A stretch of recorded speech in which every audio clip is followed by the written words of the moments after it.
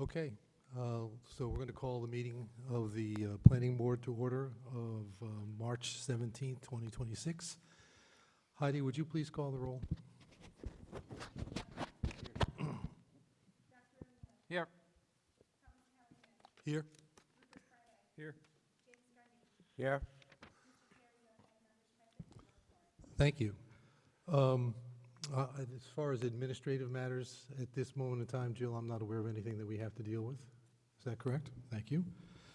I'd like the boards, I'd like a motion to move Boone Street Market, the site review for Boone Street Market in front of public hearing, because this will only take a second.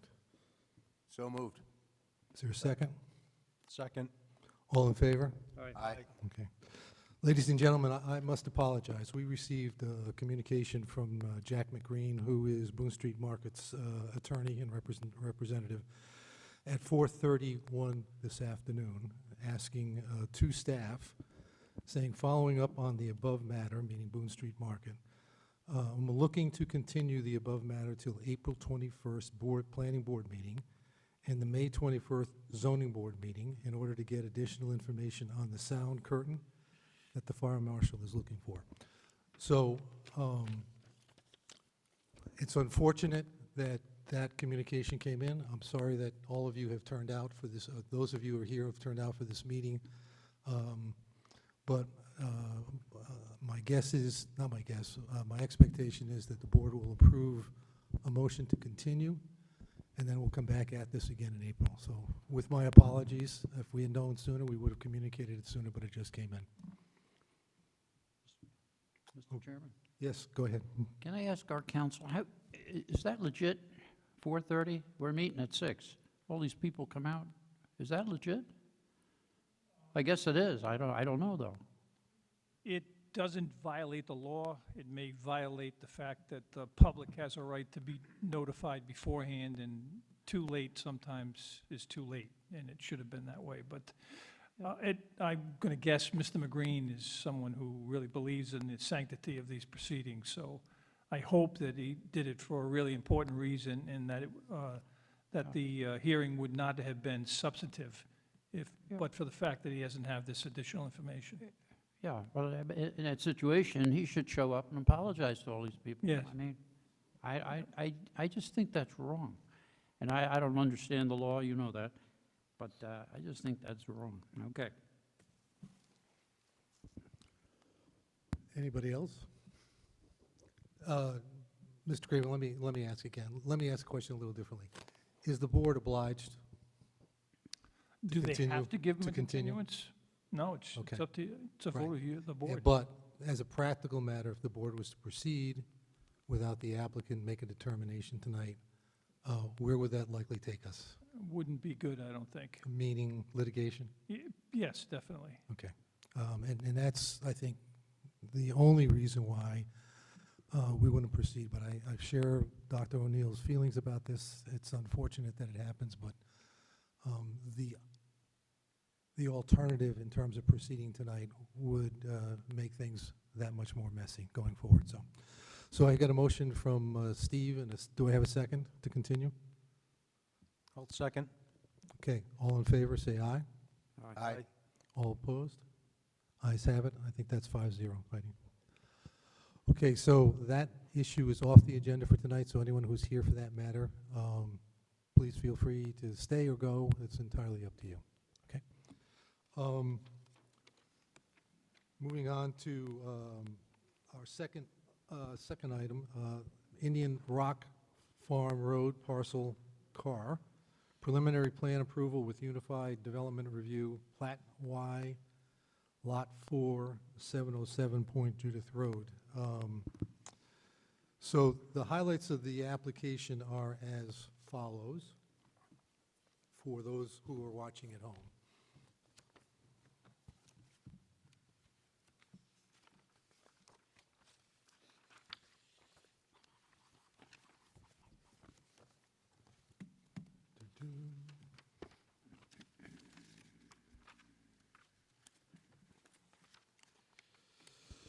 The owner applicant is Westlake West Lakes LLC, Paul Carr. The location is 707 Point Judith Road. The zoning for this parcel is split between an R80 and a commercial BB. A pre-application was conducted on this application in June 20, 2023.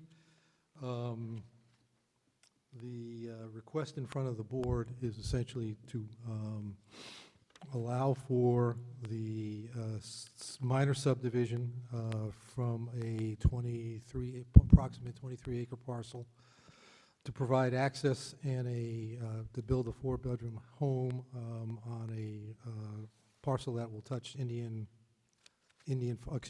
Rock Farm Road, and also to, I was going to say, to legalize or to make permanent the, I don't know if it's a variance or not, we'll talk about that as we go forward, in terms of the cover for the garage out in front. So with that, Mr. Garrahy, the floor is yours. Mr. Garrahy. Your mic isn't on. Microphone. There you go. How's that? Better? Yeah. Sorry about that. I'll start again. John Garrahy on behalf of the applicant. Mr. Chairman, I think you accurately portrayed it. I think we'll get into the questions of variances, exceptions, jurisdiction, which we convened here on January 21st, I think, and was continued at the last meeting till today's meeting. As a matter of administrative matter, I have the affidavit of notice with respect to the abutters, and I'd like to just present that as an exhibit to the board, if I could.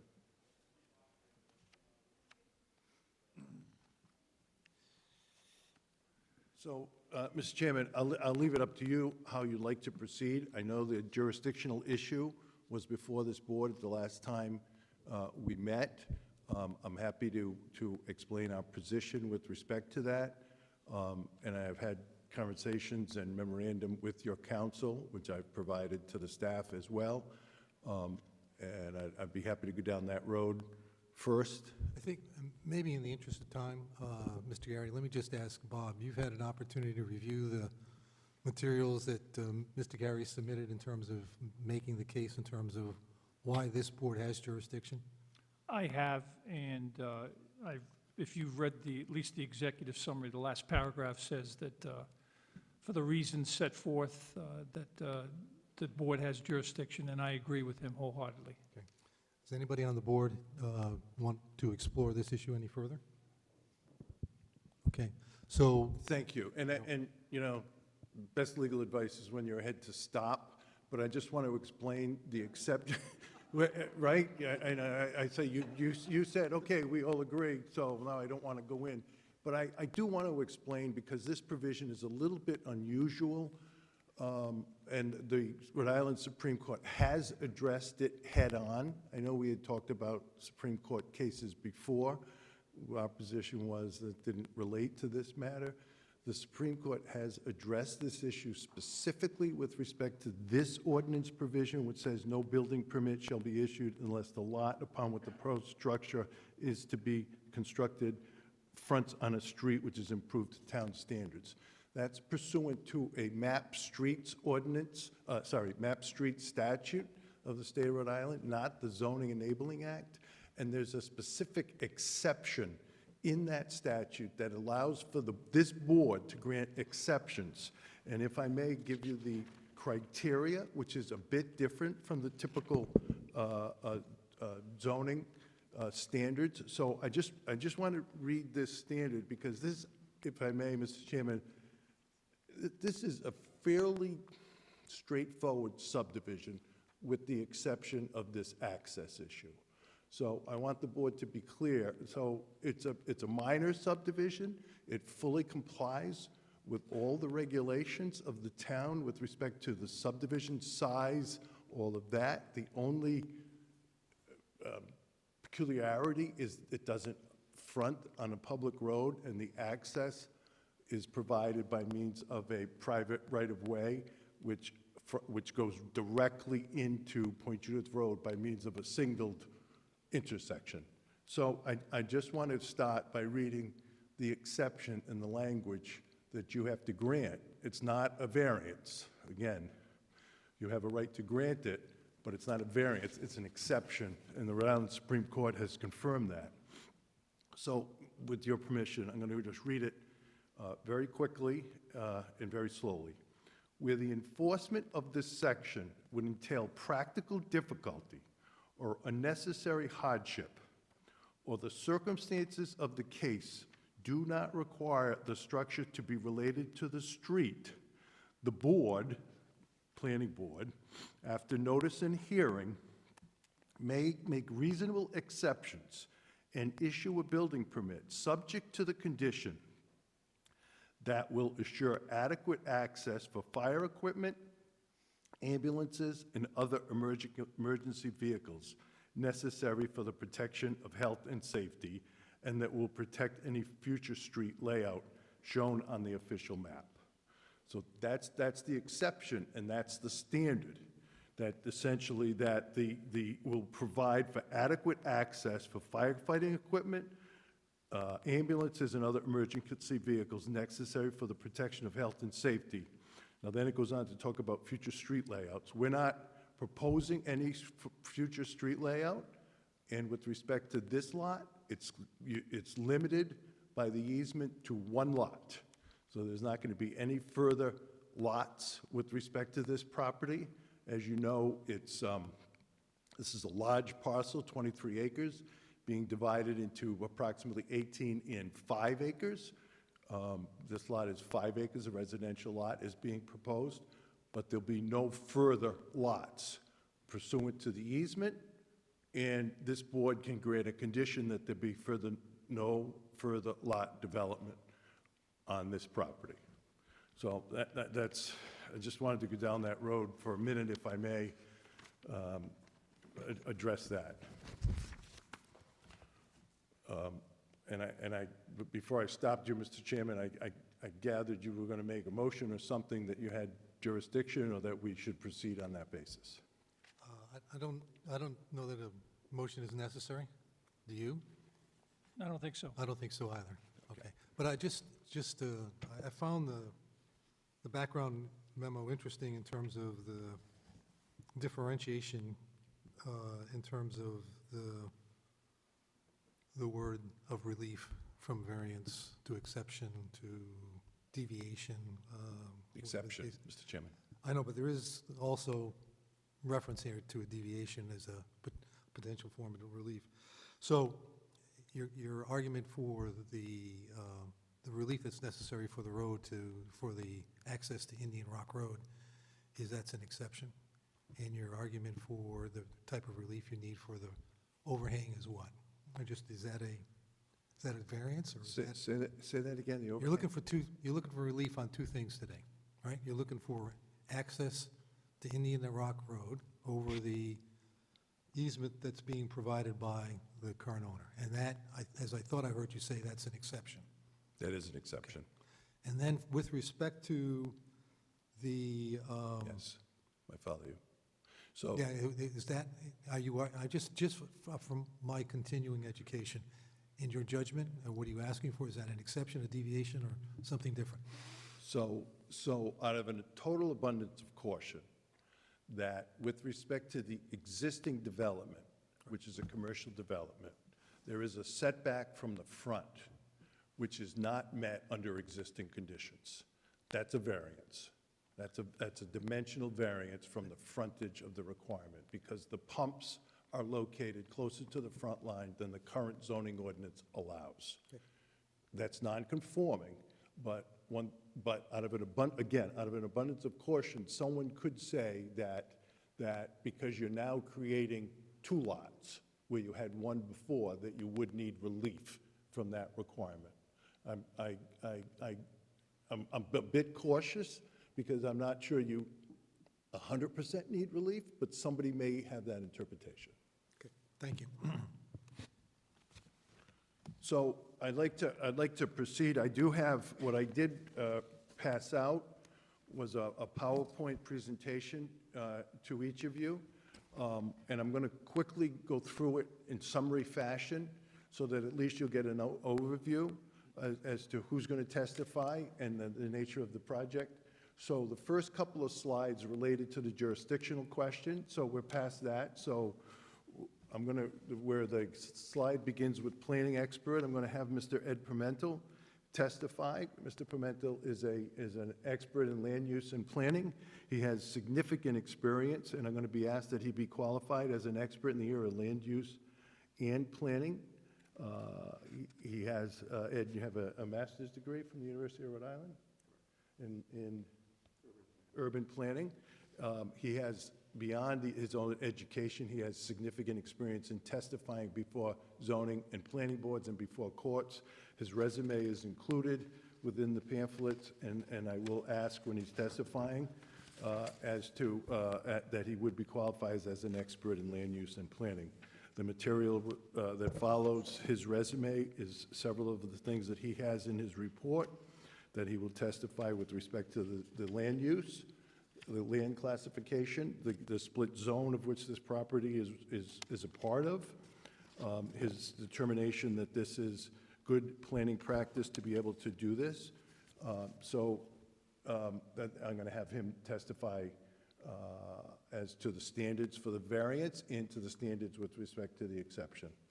So I'm also going to have Mr. Charles Kenyon testify. Mr. Kenyon is a member and the manager of Indian Rock Farm Point Judith LLC, a Rhode Island limited liability company, which is the owner of the parcel where the road is located. So I'm going to have him testify with respect to the nature of the road, when it was appointed, and how it's used over the years, and its existing nature. So he's going to testify. You can't go. Yeah, I want you to just keep going, because I'm going to go just talk about who's going to testify. Yeah. So go right there, the engineering expert. Then I'm going to have Jason Clough testify. He's a professional engineer with DePrete Engineering, who was the project manager for this project with respect to the subdivision and engineering issues with respect to this parcel. And he's going to testify, and I'm going to ask that he be classified as an expert, as an engineer. So that's the topographical survey and the property descriptions and those things are next included. He is also going to talk about the wetlands nature of the property and the fact that much of this property is wetlands with respect to the back part, except that this portion of the property, as you can see in the corner, go ahead, right there, is not wetlands. In the next slide, you'll see also it's that essentially much of the property is wetland, which creates the hardship, frankly, in order to have frontage on Point Judith Road. So much of it is wetlands and cannot be used as access point, but that the property which is being proposed for the single-family dwelling is not wetlands, and essentially allows for the development of the property. With respect to coastal resources and the wetlands, there's been an initial determination made with respect to flagging of the property. The final determination needs to be made after this board makes its decision. That's the process. This board makes a decision first, and then coastal does it, but there's been a verification of the wetlands, and our expert is going to be testifying to those matters. There are several aerial photographs that I think are interesting, which show Indian Rock Farm Road, which begins at the intersection Point Judith Road. Very interesting, a red light is at that intersection. You could not have a better point of intersection with a main thoroughfare than have a red light already installed, and the red light does have a red light facing this road. So even though it's a private road, it has that signaled intersection which is already there, and as a result, there would be very little difficulty with respect to accessing Point Judith Road because the red light is there. So we have those photographs that we're going to introduce as part of this introduction. The next couple of slides down, we wanted to talk about how Indian Rock Farm Road was formed. It was actually done by a court commission back in 1926. But the property was divided among the owners at the time, and the roadway created and the plat set forth on the record. So that's how this roadway was created by a court action. The next slide shows a statute, 35-1529, that says, in all actions for partition, whenever the circumstances in the opinion of the court require that the land be divided and should be platted into lots, and certain portions laid out for streets and gangways for the convenience of the lot. So the statute action, which was from 1896, authorizes the partition actions for the creation of roads. So this is how that road was created. The next slide is an email from a town engineer, John Lawless, that says in an email to me with respect to the status of Indian Rock Farm Road, it reads, per our conversation, the above reference road appears in the town list of town recognized roads, but does not appear on our list of town accepted roads. So we know it's not a town accepted road, it's not a public road, but it is on the town list of recognized roads pursuant to the town engineer. The next slide is an email from the Captain Kevin Tudhill, Fire Marshal of Narragansett Fire Department, which talks about specification for roads. And essentially, he says that for apparatus, the acceptable width of the road pursuant to town ordinance is 18 feet. Then it talks about the width of the apparatus shall be increased when it's necessary. Fire apparatus shall have unobstructed vertical clearance of not less than 13 feet 6 inches. And then it says the fire apparatus shall be designed and maintained to support the imposed loads of fire apparatus and shall be provided with an all-weather driving surface. So with respect to that, we will comply totally with the requirements of the fire department. The width of the road is 19 feet. It's at its minimum place. So that and the road is certainly maintained, and Mr. Kenyon is going to testify to the maintenance, continued maintenance of the road here this evening. The next slide shows an administrative subdivision on Indian Rock Farm Road that was approved by the Planning Department in February 2020. Now, administrative subdivision is a moving of a lot line. It's not creating any additional lots, but it's added just to indicate that there was some official action with respect to the town with respect to that lot. So that generally, and I just, the next couple of slides, and I'm hoping is a video. If you can go just a couple more. They have video. Hopefully that'll show. So I want to just show this. It's not very long. Nope, the one right before that. Nope, before that. Yep, right there. Does that? It doesn't click on? Oh, because it's turned into a PDF. Okay. Well, I had intended to show a video with respect to this, the travel of the parcel from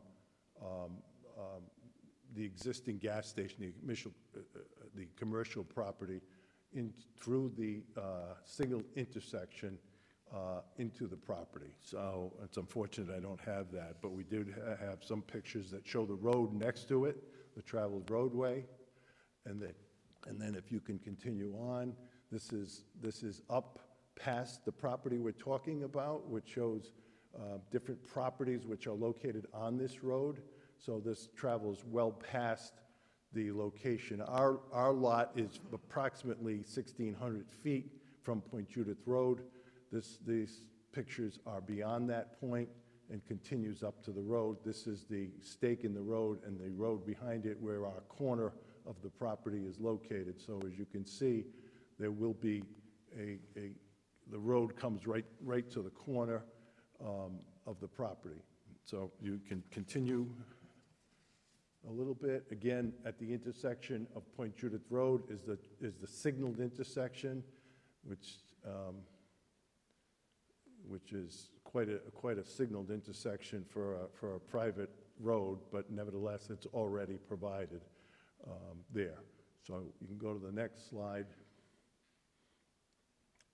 So we have an agreement with Mr. Kenyon's company to provide an easement across the road into the property. And as you can see, it's shown at the top of the property there. The easement is from Point Judith Road to the property, and it's an easement. The easement also provides that there'll only be one single-family house and its incidental dwellings located on this property, and no further development with respect to this property.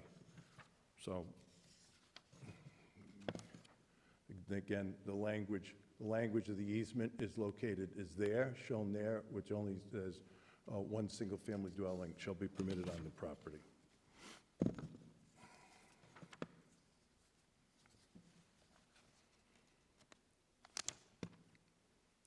Again, I point to the section that we just talked about, which is an exception for the road access point, which is there. There is a required findings of subdivisions that Mr. Pimentel is going to testify to, the next slide, and he'll testify that we meet all of those requirements, including the one for access, which we'll talk about in a little bit more detail. Then we talk about the standards for granting of a variance, which is in the next paragraph, and we'll talk both about them with respect to the frontage of the commercial property, and we'll talk about them in connection with this road, because even though I do not believe that they apply, I believe that they are standards which would be applicable general to a property of this nature, and that Mr. Pimentel will say that the nature of this property is such that there is a hardship, which is a result of the wetlands, which practical difficulties are incurred, and therefore we meet the standards for a variance and the exception that's required. The next section is where it talks about a waiver of the modifications. Do not believe we do need any variances, but the requirement for a variance, if any is required from the subdivision ordinances, is that the literal enforcement of the regulations is impractical and will exact undue hardship because of peculiar conditions pertaining to the land in question. So, this is kind of, if I can suggest, a classic example of where it's not a standard situation and the peculiar nature of the land requires some modification.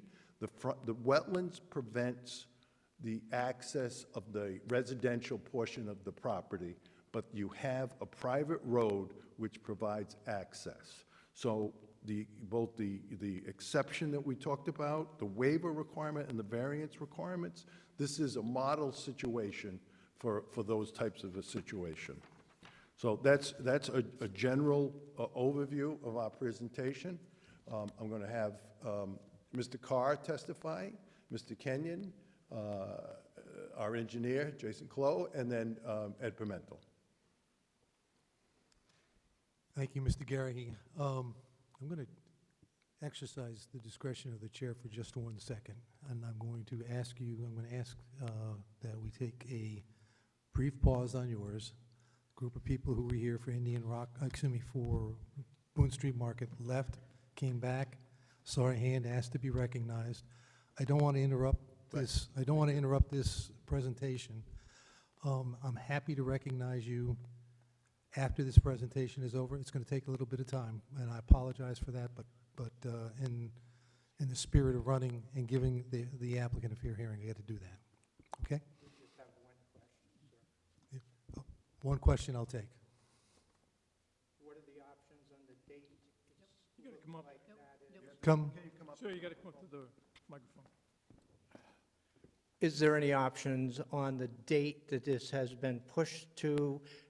It looks like that is school vacation, which really makes a difficult situation for some of the people that want to be in attendance. I don't, Bob, tell us the rules governing the timeline and by which the board is required to act once an applicant has asked for a continuance. Well, there are timelines, but I think that that's the next regularly scheduled meeting. So you'd have to have a Right. special meeting. You couldn't abandon I think it's the 6th or something, whatever it is, the 6th of April. You couldn't abandon that meeting and then have move that to the 13th. Okay. Just not allowed. Jill? So the next regularly scheduled planning board meeting would be April 21st. Which which is, I do believe Which we falls believe within the middle is of school school vacation. vacation. okay. So what I'm going to suggest is, so we don't get sidelined on this Right. one, is I understand what you've asked and what you're interested in finding out. It really will come down to whether the board is prepared to do a meeting outside of the 21st in order to Okay. handle this issue. And that may or may, I'd like to consult with the board after these guys are done making their Right. presentation. But I appreciate you bringing it up. Would you like, And once we make a determination, I guess the best thing to do is, if you can stay here and wait for that conversation to take place, you can be in touch with Jill tomorrow morning and she'll let you know. okay, so who would I give contact information to so that we can continue this at a different time? I'm sorry, the board will make a determination when the item will come back to it, whether it'll be at the next regular meeting or at a Okay. special meeting that's held for this purpose.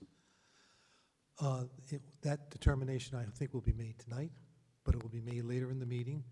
And if you want to check on when that decision was, in terms of when that date is scheduled, I'd ask you to call the office tomorrow morning. I see. Okay. Yep, that's clear. Great. And thank you very much Okay. for All right, for, thank you. letting me get that question answered. Okay, thank you. I'm sorry, Mr. Garahy. If you will, you can go ahead.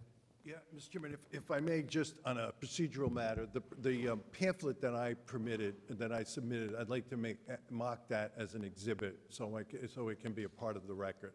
Okay. Thank you very much. Without Appreciate objection. it.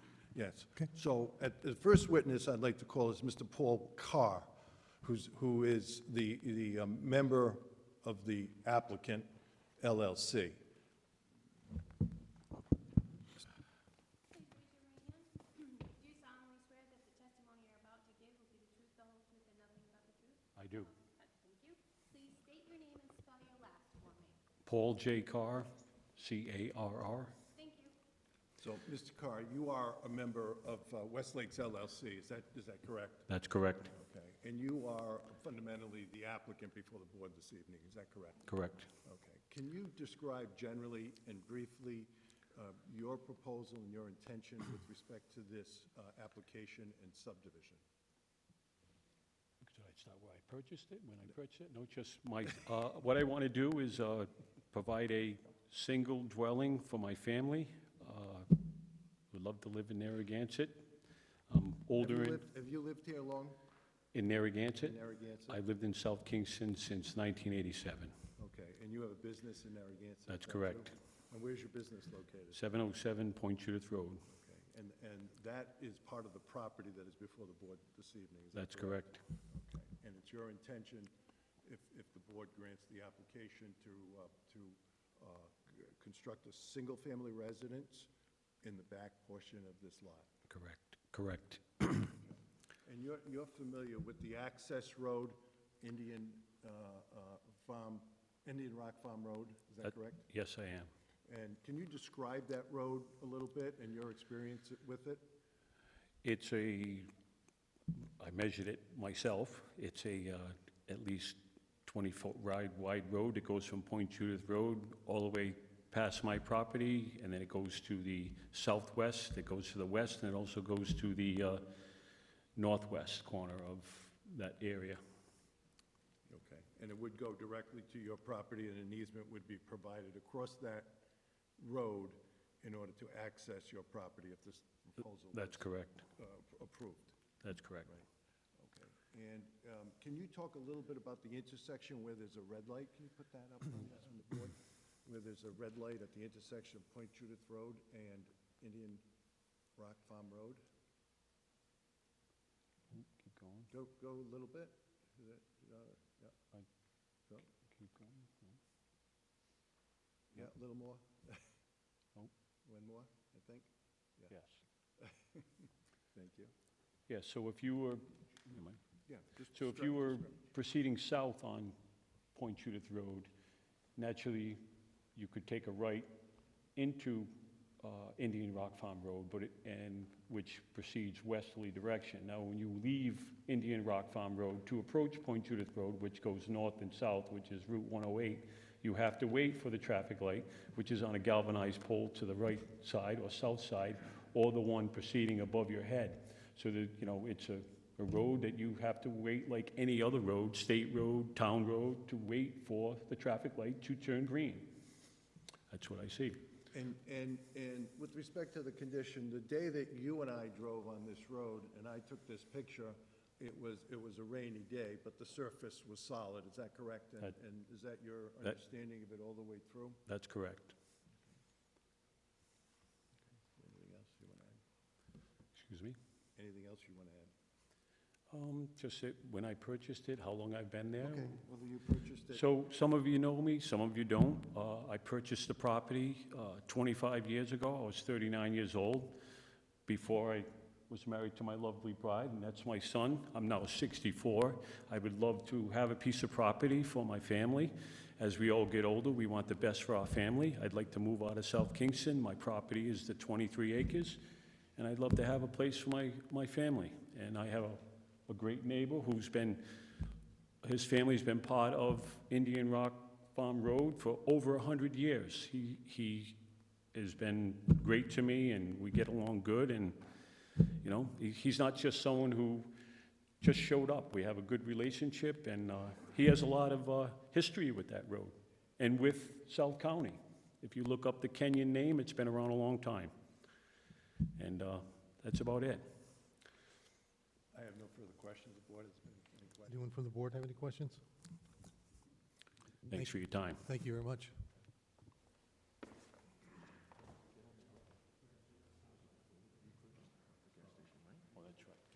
Yeah, So, okay. also, and when I purchased the property 25 years ago, naturally, as people have seen it before, that was the eyesore of Narragansett. That was a rundown gas station that was semi-closed, contaminated soil. I took a big chance. A lot of people told me I was crazy, but we all have crazy points and done decisions.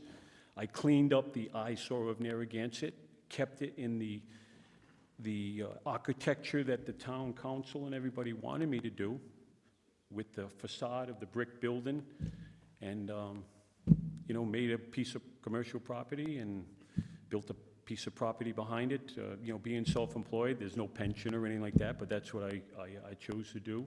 And And the overhang, the canvas of the property overhang was there when you purchased it? yes, yes. Part of it. Part of it was broken down, but That was going to be my question, the canopy and the overhang encroaching on the road. The history of that, do you know how long it's been there, or? what they did is they took the original footprint that was there, and that was where I was have to meet the setback. In other words, there was a smaller canopy there, and the old pumps that were there, that's how they decided on the setback. On your setback at that time, yeah. That's, yes. That was in 2000, and I bought it in 2001, so it was like 2003. Thank you. Thank you. Thank you. Mr. Charles Kenyon, will be the next witness.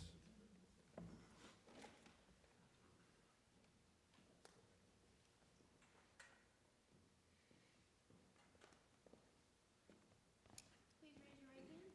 Do you solemnly swear that the testimony you're about to give will be the truth, the whole truth, and nothing but the truth, so help you God? I do. Please state your name and spell your last. Charles R. Kenyon, K-E-N-Y-O-N. Thank you. Thank you. Mr. Kenyon, just speak into the microphone and keep your voice up if you could. Mr. Kenyon, you a member or manager of Indian Rock Farm Point Judith LLC? Yes, I am. Okay. And you're familiar with Indian Rock Farm Road in Narragansett, are you not? That I am. Okay. So we have a title search that indicates that Indian Rock Farm Point Judith LLC is the owner of Indian Rock Farm Road. Is that your understanding? That's correct. And can you briefly describe how you came into ownership of Indian Farm Rock Road? Paul mentioned that the Kenyon name had been around for 100 years, so this was an inheritance from my father. After I had, and it was put in my name. After a while, I realized it would be better off to be an LLC, and then we formed an LLC with myself, my wife, my daughter, and my son. So that's what that was about. So can you briefly describe who has the right to use Indian Rock Farm Road? Basically, it's family members, immediate family, and I have cousins that have permanent, year-round houses there. So it's, but at one time, we were all Kenyans. Okay, and approximately how many residences or structures are located on the road itself? Year-round residents, right now, there are 3. Right. The rest are summer camps, there are about, say, 25. About 25 people. And most of them, as I saw on the slide, beyond where the Westlake property is that right? I know there's some property up front, some structures Yes, up yes, front, but yes. most of it is beyond that, is that correct? Yes, Okay. beyond it. Okay. So you have provided a letter to the planning board that if the proposed residential subdivision is approved, Indian Rock Farm Point Judith LLC will provide the applicant with an easement over Indian Rock Farm Road for access to the proposed residential lot. Is that true? That's correct. Okay. So my understanding, and I was a part of it, the easement has been drafted, and does it limit the use of the parcel to one single-family dwelling and related incidental structures? Yes, it does. Okay, and the purpose of that, if you can, talk about why that was done, so that the easement would not be overused? Exactly, exactly. And can you describe the condition of the road? It's a gravel road, and it's been in existence since 1926. It's maintained. It's graded generally twice a year, and in between those times, if more is needed, we take care of it. We fill potholes, we plow snow in the winter. I live at the very, very end of Indian Rock Farm Road, and I travel it every day. Okay, so are you responsible for maintaining it? You Yes, do that? yes. And you plow the snow in the last blizzard? Was it plowed? Yes, we did. Yes. Okay, just wanted to make sure it was done. Have you seen or aware of fire engines or ambulances traveling on Indian Rock Farm Road, or any emergency vehicles? Yes, we've had fire engines down there, we've had rescue wagons down there. I think the most recent one that came all the way to the end of Indian Rock Farm Road was in 2018, when a pole caught fire due to an osprey nest. Okay, and did you receive any communication from the fire department or anyone with respect to the inability to access the road, or the condition of the road, or any of those types of things? There have been no complaints. No, they access, I have seen them drive down there just randomly to check. And do you think that if access is provided to the applicant's property, it will assure adequate access for firefighting equipment, ambulances, and other emergency vehicles necessary for the protection of health and safety? That's what I believe. I have no further questions. Questions from the board? I get it? Okay. Yeah. I'm Joe Safety. So the road, yeah, the road and the access to this place by fire, et cetera, fire trucks, et cetera, because they keep getting bigger and heavier, at least in my eye, over the years. So you live down at the end of Indian Rock Road? Indian Rock Farm Road, yeah. Farm Road, rather, yeah. Okay. So you're in and out of there all the time, and you're comfortable with the fire department, fire chief's recommendation? They need a hydrant at some point proximal to the car's house, right?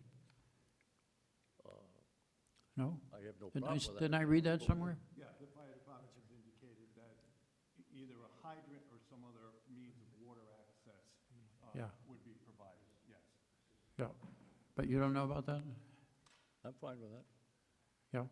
The easement includes, let me just ask him if I can, Yeah. the easement includes utility rights, It- including hydrants and things of that. Yes, it does. So the hydrant will take care of that. What happens down at the end where you live? I've been down in there. That's beautiful area you live in. I think you guys were before us, I don't know, a couple of years ago. In any case, what happens if you have a fire down there? You don't have, they put their lines into the salt pond? Where'd they get the water to fight the fire? There's a, they could put them into Salt Pond, but I don't think that would work very well. There is a hydrant, I believe, on corner of Burnside and Point Judith Road. So they could run lines in. Yeah, that's not going, that won't work, okay. Okay, thank you. So, Mr. Kenyon, just to be clear, so Indian Rock Farm Road is a private road? That's correct. Okay. And then I guess you were involved or responsible for the easement being written? Responsible for what? For the easement to be written? For Yes. It's, I don't know who you had drafted, but it was well drafted. I've read a lot of easements, so, well done. I can't hear. The easement was well drafted. I just wanted to make an observation, yeah. Oh, Well. were you talking about the form of the easement? Were you talking about the form of the easement drafted? The easement that's in our package for the, yeah. His attorney and me drafted the easement. Was well done. There you go.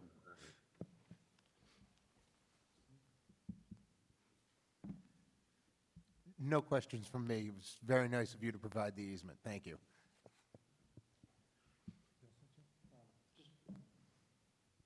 Just to clarify, I believe in our packet, it talks about fire cistern, if I'm not mistaken, being an option as opposed to a hydrant. So it would be, my understanding would be whatever is acceptable to the town fire marshal, not necessarily a hydrant. Is that correct?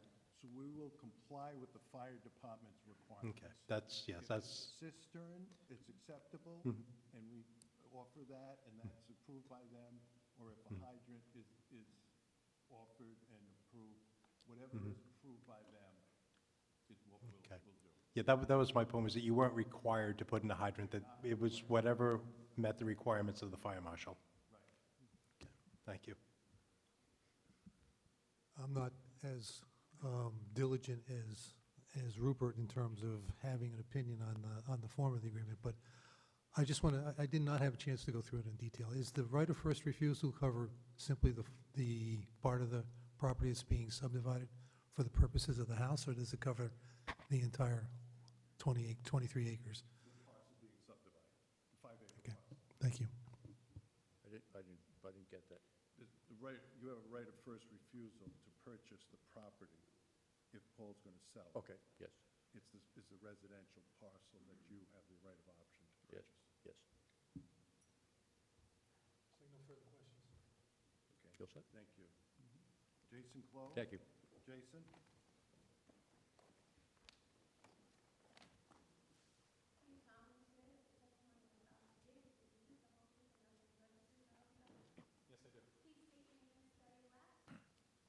Jason Clough, C-L-O-U-G-H. So, Mr. Chairman, I know it may or may not be your practice to qualify experts, but having this to be a unified development application, I would ask that Mr. Cole be qualified as an expert, as a professional engineer. If you would like him to talk about his qualifications, I'm happy to have him do that. Does anybody want further information on Mr. Close's background? I'm familiar with him, but if anybody else wants any, go for it. So without objection, we'll recognize him then. Okay? Do we need a motion for that, Bob, or can we just, That's the formal way, yeah, a motion to accept him as an expert. would you like a motion? Love a motion. I move that we accept him as an expert, as an engineer. I'll second that. All in favor? Aye. Aye. Anybody opposed? Okay. Mr. Cole, are you familiar with the property? Yes, I am. What is your role then? Our role was as the surveyor and engineer for the development of the property. We did a survey of the property, and we have done some permitting with DEM for a septic and with CRMC for a preliminary determination and wetland edge verification, and now with the town of Narragansett for preliminary plan. So maybe we can put up the plan that has the, a couple, yeah, that's fine. That's fine.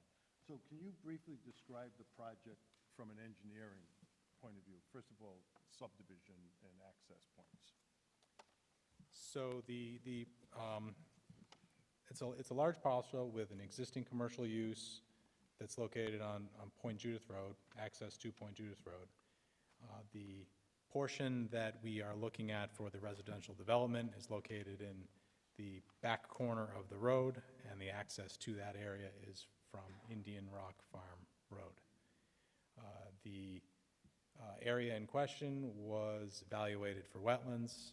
The wetlands were flagged by Natural Resource Services, and as part of the initial permitting that was done, a preliminary determination was submitted to CRMC to verify that edge and to provide feedback on the proposed development. At the same time, we had also submitted a septic application to DEM for approval of a 4-lot septic system on the parcel. The feedback we received back from CRMC confirmed the wetland edge delineation. It also confirmed the buffers that are being shown on the plan and indicated that the work that was being proposed was shown to meet those buffers, and ultimately we will be subject to a freshwater wetlands permit that'll need to be applied for after we've finished all other state and local permitting. With regards to the septic, that was submitted to DEM and received approval for a 4-bedroom septic system. You said 4-bedroom. I wanted to make sure that was clear. At one point, you might have said 4-lot. You were talking about 4-bedroom. Is that correct? That is correct. If I said 4 lots, that was incorrect. Okay. I just wanted to make sure that that was fine. Thank you. Okay. And the septic and the water, is there a well? Is that right? A well is proposed on the property. That's right. Now, with respect to the required findings under Article 3 of the subdivision regulations, I want to ask you if you have an opinion if each of the lots in the subdivision will conform to the standards and provisions of the Narragansett zoning ordinance. Yes, with the exception of the frontage for parcel A, you know, the other requirements and standards are being met for the parcels. And when you say with the exception of the frontage, you're talking about the requirement that each lot front on a public street improve to town standards. Is that correct? That's correct. Right. Do you have an opinion that there will be no significant negative environmental impacts from the proposed development? Yes, that is my opinion. And that the subdivision as proposed will not result in the creation of individual lots with physical constraints to development, that buildings on those lots, according to pertinent regulations, building standards would be impractical. Yes, that's my opinion. And do you have an opinion that the proposed lots have adequate and permanent physical access to a town or state-accepted or approved road? Yes, that's my opinion. And do you have an opinion that each of the lots in the subdivision will provide adequate and safe through and local circulation of pedestrian and vehicle traffic, for adequate surface water runoff, for suitable building sites, and for the preservation of natural, historic, or cultural features that contribute to the heritage and attractiveness of the community? Yes, that's my opinion. Okay. Now, the criteria with respect to a 2-lot subdivision are as follows. So the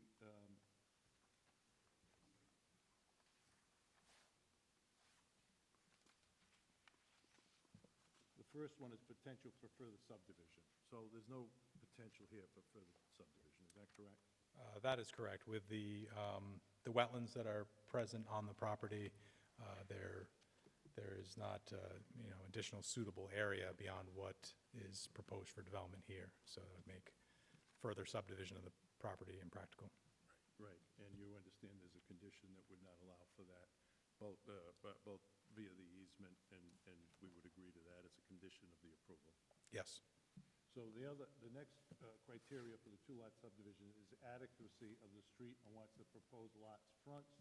Lots must be provided with access to a public street which has adequate access for vehicular traffic and adequate access from the lots onto the street. So if the development has access via Indian Rock Farm Road, it would have adequate access to a public street. Yes, that is my opinion. The lots must be accessible by the fire department, police department, and other agencies charged with protection of the public safety, public peace, safety and welfare. Is your opinion that they would have access to the property? Yes.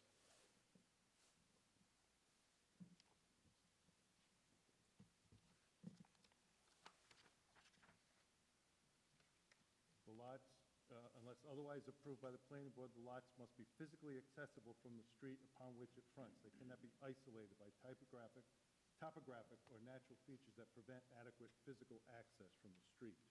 If the access is provided by Indian Rock Farm Road, that provision would be met, is that correct? Yes. Relationship to scenic highways. Adequate provision shall be made to preserve scenic values along the road frontage of state and locally designated scenic highways in accordance with standards adopted by the State Scenic Highway Board, etc. Is that true, particularly with respect to Indian Rock Farm Road? It's a scenic road, is it? And it would be preserved if we do this as proposed? Yeah, so there's, access would be from the existing Indian Rock Farm Road, and at the point of access, the driveway would be proposed. It is located in close proximity to the property and to the road. There, it's at the closest point there, where the property touches the private right-of-way at a point. Number 5 of the standards is the proposed lots must be in conformity with all applicable zoning ordinance requirements. Does it meet that requirement? Yes.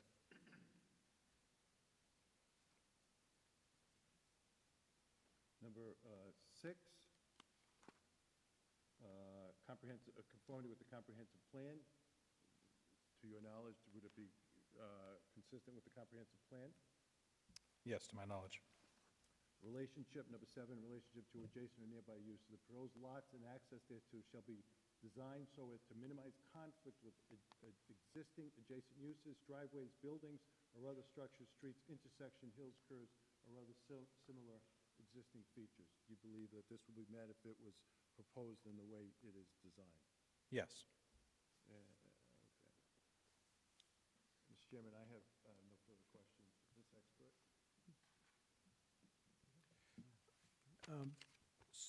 So I have 2 questions for you. I want to make sure I got what you're saying. So you're saying that the property touches Indian Farm Rock Road?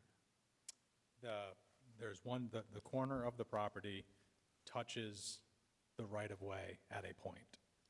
Okay, It's at a point, I mean, it has no dimension, but Right. at a point, it touches it. it touches. And then the second question goes to your report, and I think it's a drafting error. It's on page 3 of your report, although it's not numbered. And under the section of population, it says, this calculates to a total of 2 people for 2 new dwelling units proposed. And I think that's a drafting error. I think we're not proposing 2 new dwelling units. I just want to clarify that that was a drafting error. Yes, that's correct. Okay, thank you. Yes, I just have one question on page 2 of 4 of your drawing, and I just want to clarify, these may be old carryover notes, but as you look at the parcel, the entirety of the lot, Y4, Lot 4, there's a listing of parcel A, parcel B, and parcel C on the drawing within the one lot. And you said that was on sheet? Sheet 2 of 4. Directly behind the garage, you'll see parcel B, parcel A, and then as you get into what I believe is the clearing and storage area in the back, it's a note parcel C. I don't know if these were 3 lots at one time and joined, and it's just a carryover note, or...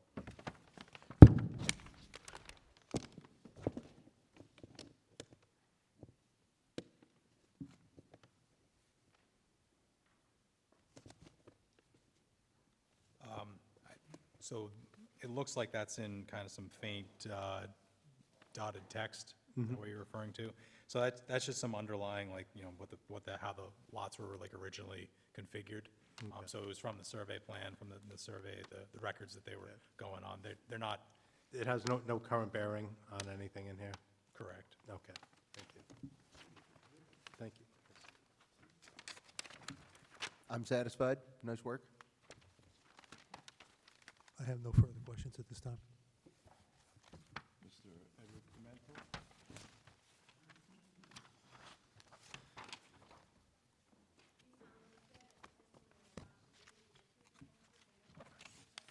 I do. Edward Pimentel, P as in Paul, I-M-E-N-T-E-L. No relationship to Wayne.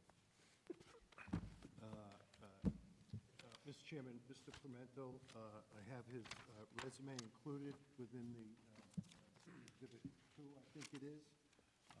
He is an experienced land planner with an educational degree in urban planning and has significant experience in testifying before zoning boards, planning boards, town councils, superior court, and I'd ask that he be qualified as an expert in the area of land use planning. Is there a motion to do so? Mr. Chair, I'll make a motion to accept Mr. Pimentel as an expert. Is there a second? Second. All in favor? Aye. Mr. Pimentel, you're familiar with the property? I am familiar with the Have property. you done an on-site inspection? I have, before my getting engaged in any project, I like to check out the property, but in this particular case, because I knew one of the primary issues was going to be satisfying this body about the access situation, what I decided to do was actually visit the property on several different occasions, and purposely, I did so under different conditions. If you go to the photograph, which I think is the primary photograph where the traffic light is, it was under rainy conditions. I was there even under more severe rainy conditions of that, even that. And although there is a sign just beyond this property that says no trespassing, I did trespass. And I went to the end on both occasions, and there was no issue with accessing. Granted, that's anecdotal information. I wasn't driving a fire truck, just my Acadia, but even under heavy rainy conditions, there was no issue driving it. And I did that purposely so that I could testify to it. So you're familiar with the variance and exceptions that we are seeking before this board, are you not? Correct. And can you talk a little bit about the variance exception with respect to the front and the exception which is required with respect to access for not having frontage on a publicly improved street? So the first part of that is what to do with the commercial, the canopy. Right, so when Attorney Gary and I sat down, we both butted heads on this, and we figured ultimately, out of an abundance of caution, we would ask for the relief. Typically, under a non-conforming situation such as this, when your development actions are not exacerbating the condition, and it's a pre-existing condition of record, in many communities, they treat that as something that's legally protected under the law. Well, we figured we're gonna be before this body. We're here before UDR anyway, and under the new law, you have the authority to consider that. Why leave something out there hanging? So, in addressing just specifically the canopy and the burdens, the respective burdens, that is why we had Mr. Carr speak to the fact that when he purchased, this was already a protected condition. He did not in himself engage in the actions of creating a situation that either violated or needed relief, so it was legitimately protected. And number two, the actions we're taking now are not going to exacerbate that. And regardless of the outcome here tonight, hopefully it's a positive, but regardless, that condition will continue to exist.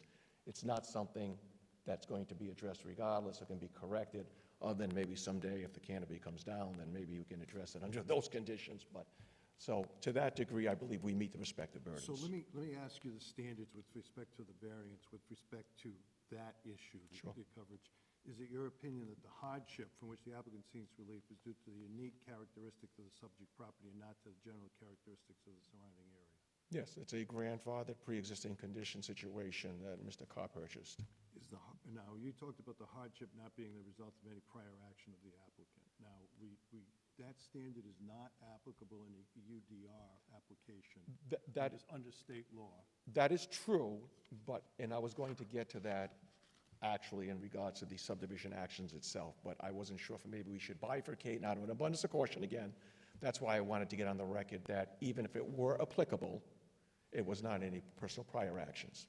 Okay.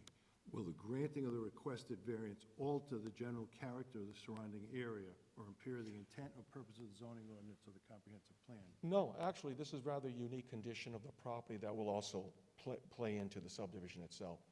So the community, of its own volition, took this 23-acre parcel and bifurcated with two zoning designations. So you created a split zone situation.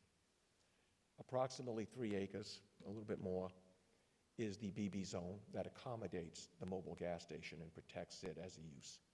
And then the remaining, just slightly under 20 acres, is the 40 zone, which is residentially.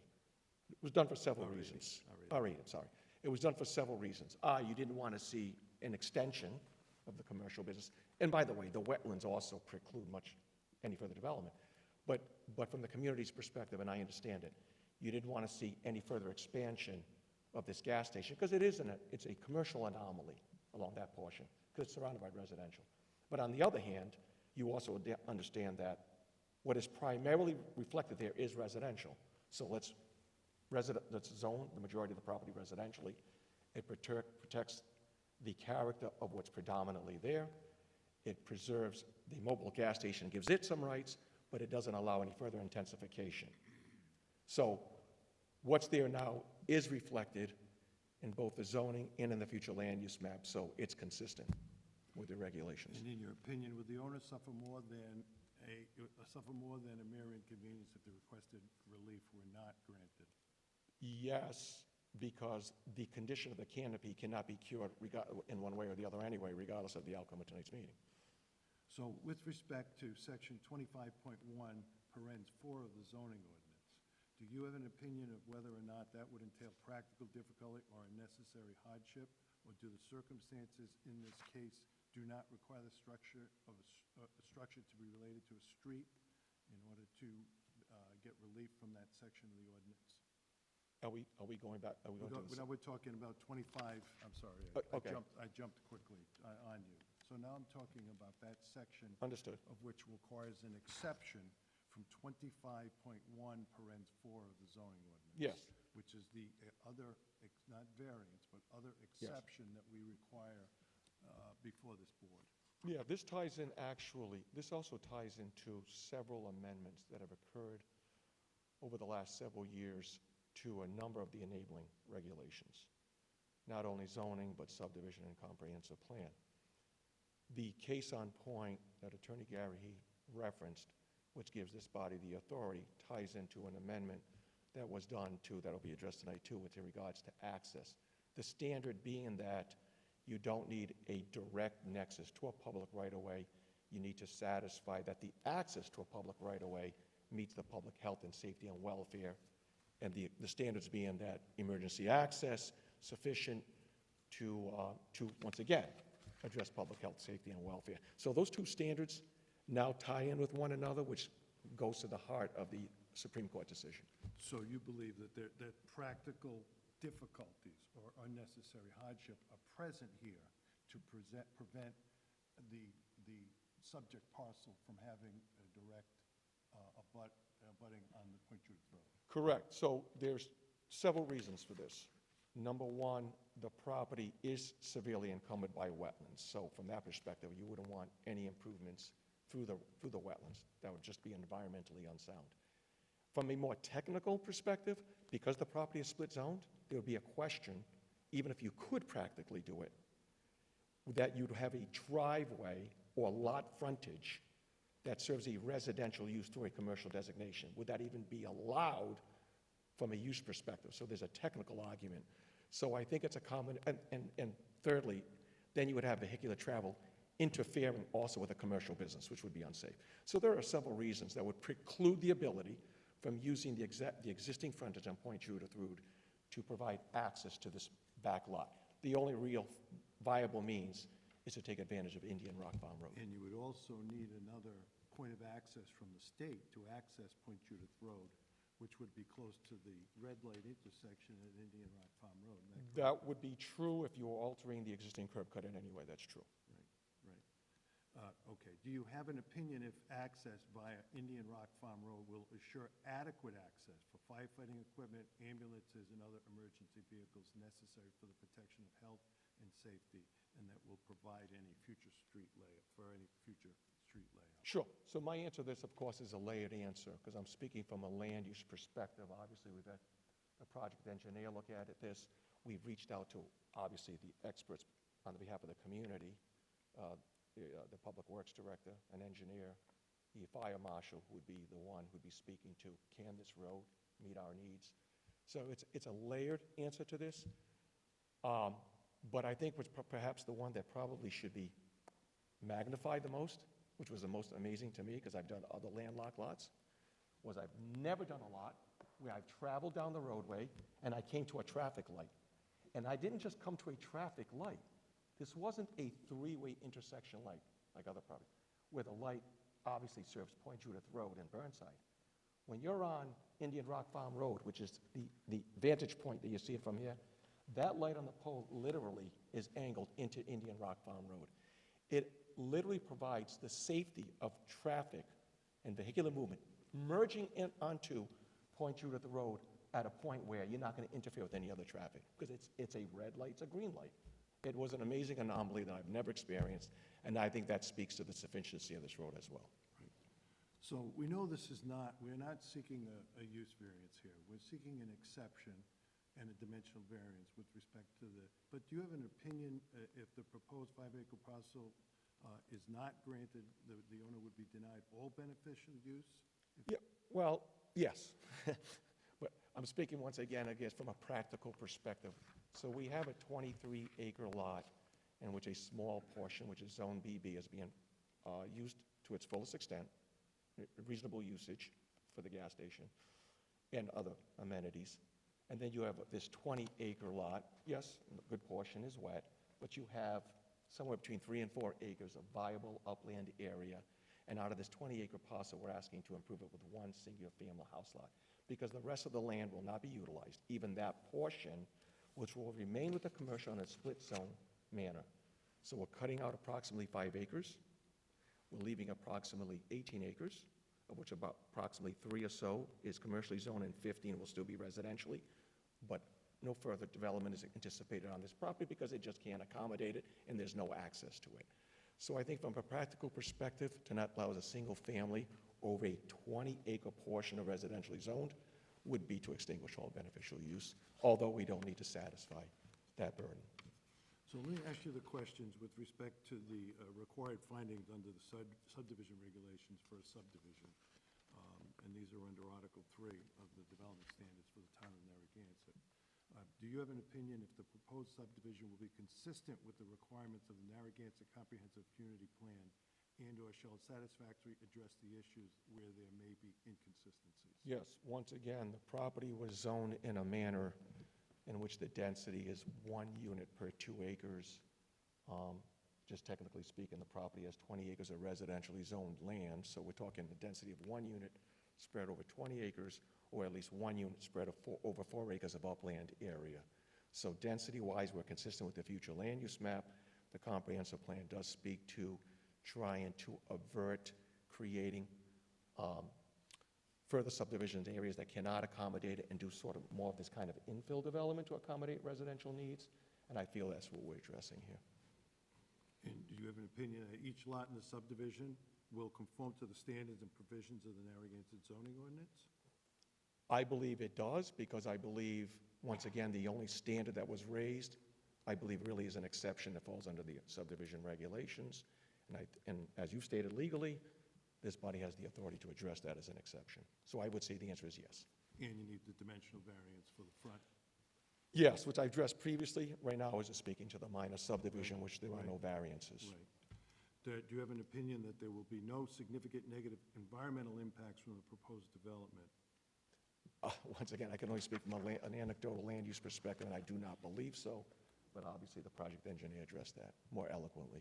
I have an opinion that the subdivision as proposed will not result in the creation of individual lots with such physical constraints to development that building on those lots according to pertinent regulations would be impractical.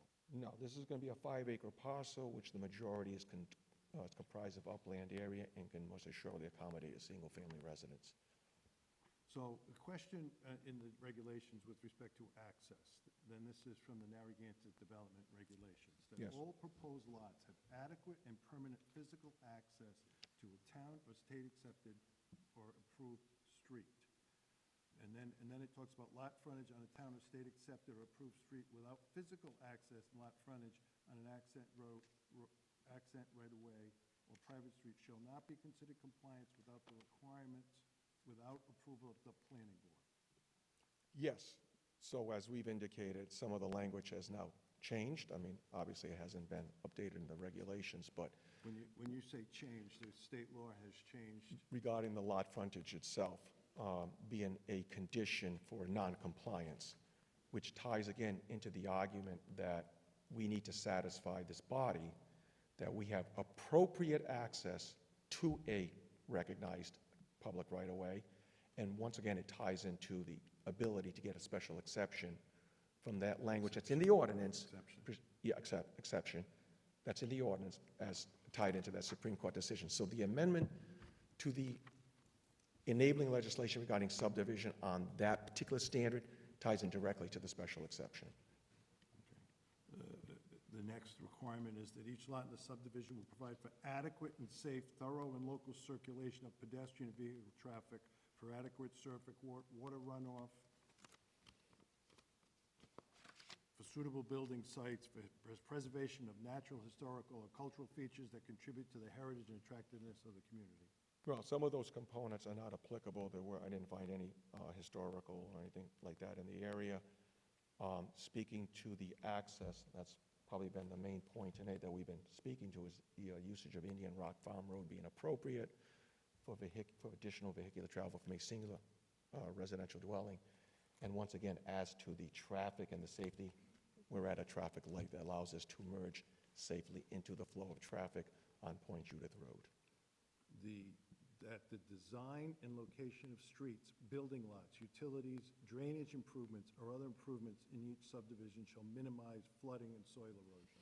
Yeah, the development of this property will have minimal additional impervious surface introduced, other than primarily the house footprint. As for the other utilities and conditions, as we've stated time and time again tonight, what the town is going to require, we're going to comply with. If they require a hydrant, we're going to put a hydrant. If it's a system, accommodates. But whatever the utilities are, we're not going to ask for any waivers. We want to make this a safe project, so. And consistent with those requirements, the two-lot subdivision has standards which are consistent with those which we talked about, and you believe that we're in compliance with those requirements of the subdivision ordinance? That is correct. We went through those as well, in addition to the general standards. Yes, that's true. Mr. Chairman, I have no further questions. If the board has any questions of Mr. Pimento? So just one clarification. You said you didn't find any historic or cultural resources on the property. There's a pretty obvious stone wall there. No, but I'm talking about when you go to the maps in your comprehensive plan that will lay out really distinguishable historical features and those types of things. I'm talking about those things when we're not in the general area. I'm not talking about specific site features. Obviously, those exist. Those exist. And then, by the way, I'm glad you brought it up. We're going to maintain that, and we're trying to preserve as much of that for that very reason, too. So that's a good point that yeah. Doc? All set? Oh. I have one more. So you included in your report a court decision. I was trying to understand why you included the court decision in your report. Did I see that wrong? Maybe I was. Which page was it on? Maybe I was. It was an attachment to your report. I thought maybe it's just the way it's in the binder and it wasn't something in your report. Did you attach?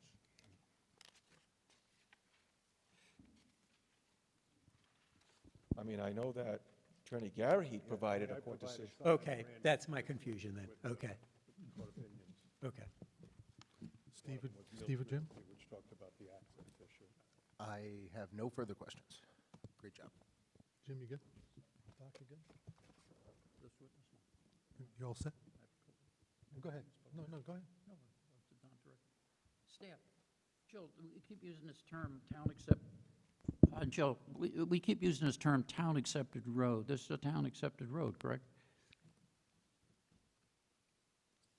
So that's the way the engineering department has referred to it. It is not a road that the town of Narragansett maintains.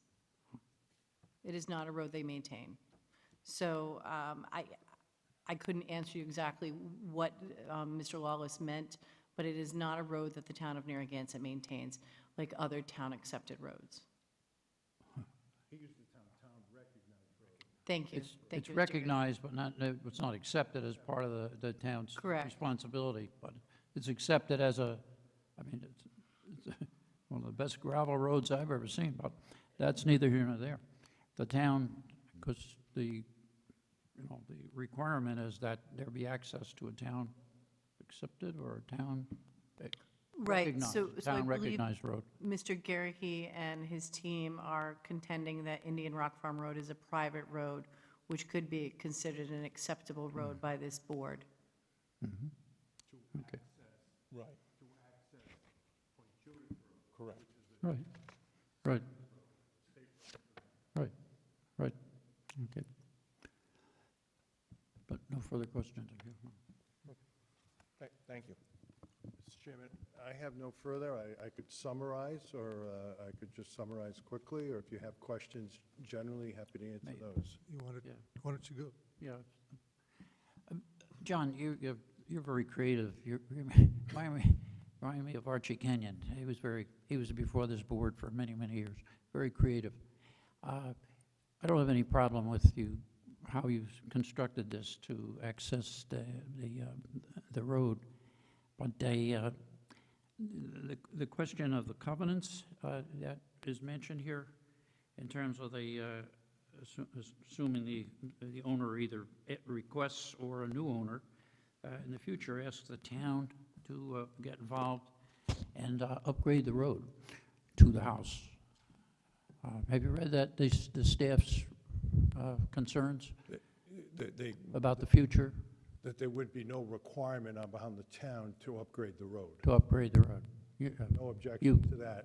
We're not aware. asking the town to do anything with respect to the road. You're already aware of that, okay. So, I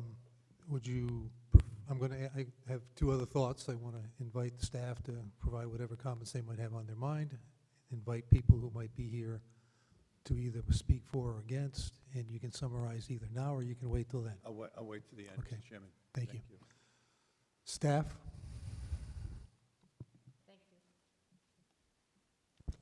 Thank you. So in your report, you can see, and Mr. Garrahy and his team went through it, there are two variances being requested. I believe at least one is out of abundance of caution, and then after that, you'll see the required findings, and Mr. Garrahy also mentioned the required findings for two-lot subdivisions, and then the waivers requested. So the staff has provided 10 conditions should the board make positive findings for this project. I will say this is the first time that this board and this town has done the process of unified development review. And I believe Mr. Garrahy has done it before, but I believe the process would be that you would need to first find that the variances are conditionally approved through all in an open public hearing, and then move on to the second portion of the approval if you were to be inclined to approve, which would be the subdivision approval, and then base your subdivision approval on your approval for your variances. And if I have that backwards, Mr. Garrahy or Mr. Craven, I'm sure they'll correct me. No, I think that's right. I would say a variance, an exception, just to be clear. Thank you. And I guess for some combination, Bob, should those be bifurcated and handled separately, affirmatively? The exception and the variance? Yes. Okay, thank you. Is there anybody here who is seeking to speak in favor of the project? Who hasn't already done so? I see nobody. Is there anybody here who is seeking to speak against the project? I see nobody here either. Let me, just a couple points before. You sure? On the you've had an opportunity to review the staff recommendation. The first condition that the staff offers speaks generally to the ability to construct a well. Would you object to language that said that the confirmation by the State Department of Health that you've got potable water for a well, as opposed to saying the ability to construct a well? Okay. If you go to page 9 of the staff recommendation, John.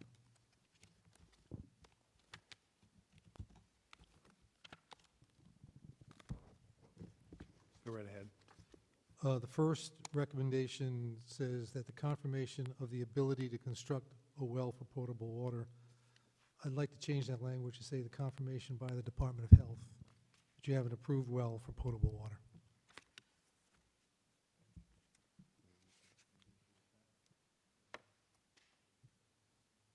Gotta have potable water, gotta have it. Okay. And then I've overlooked this, and I may ask I'll ask you, and you may want your expert to come back. At what point in time will you make a determination with respect to the either pervious pavement for the driveway, or to use the, I forgot the proper name of the drainage along the side? At what point in time do you plan to make that?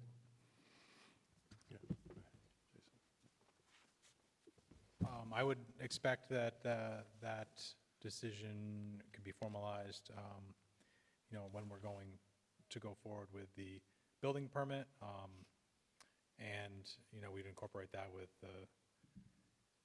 prior to that, we'd have to get the wetland permit. So we can formalize that with the owner and make a decision on that and proceed with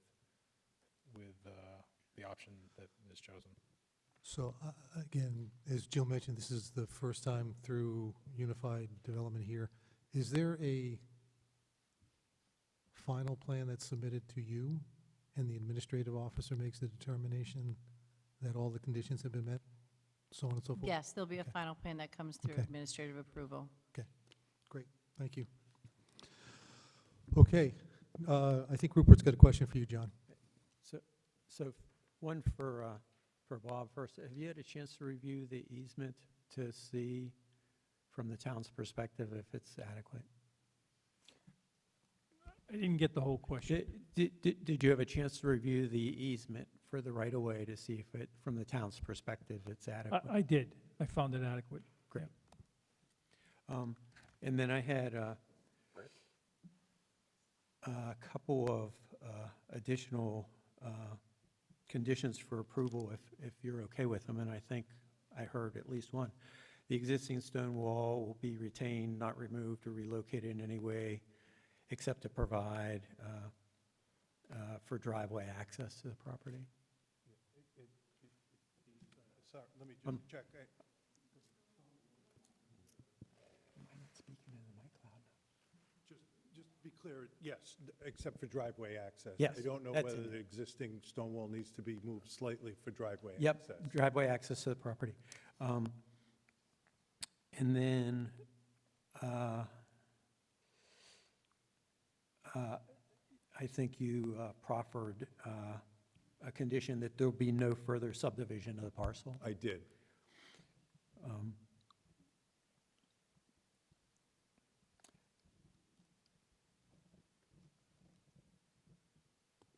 And then I had another one that I'd written, but I think that might be not necessarily the approval for the use of Indian farm Indian Rock Farm Road is for one additional dwelling unit lot, which is a minor increase in the intensity of Indian Rock Farm Road.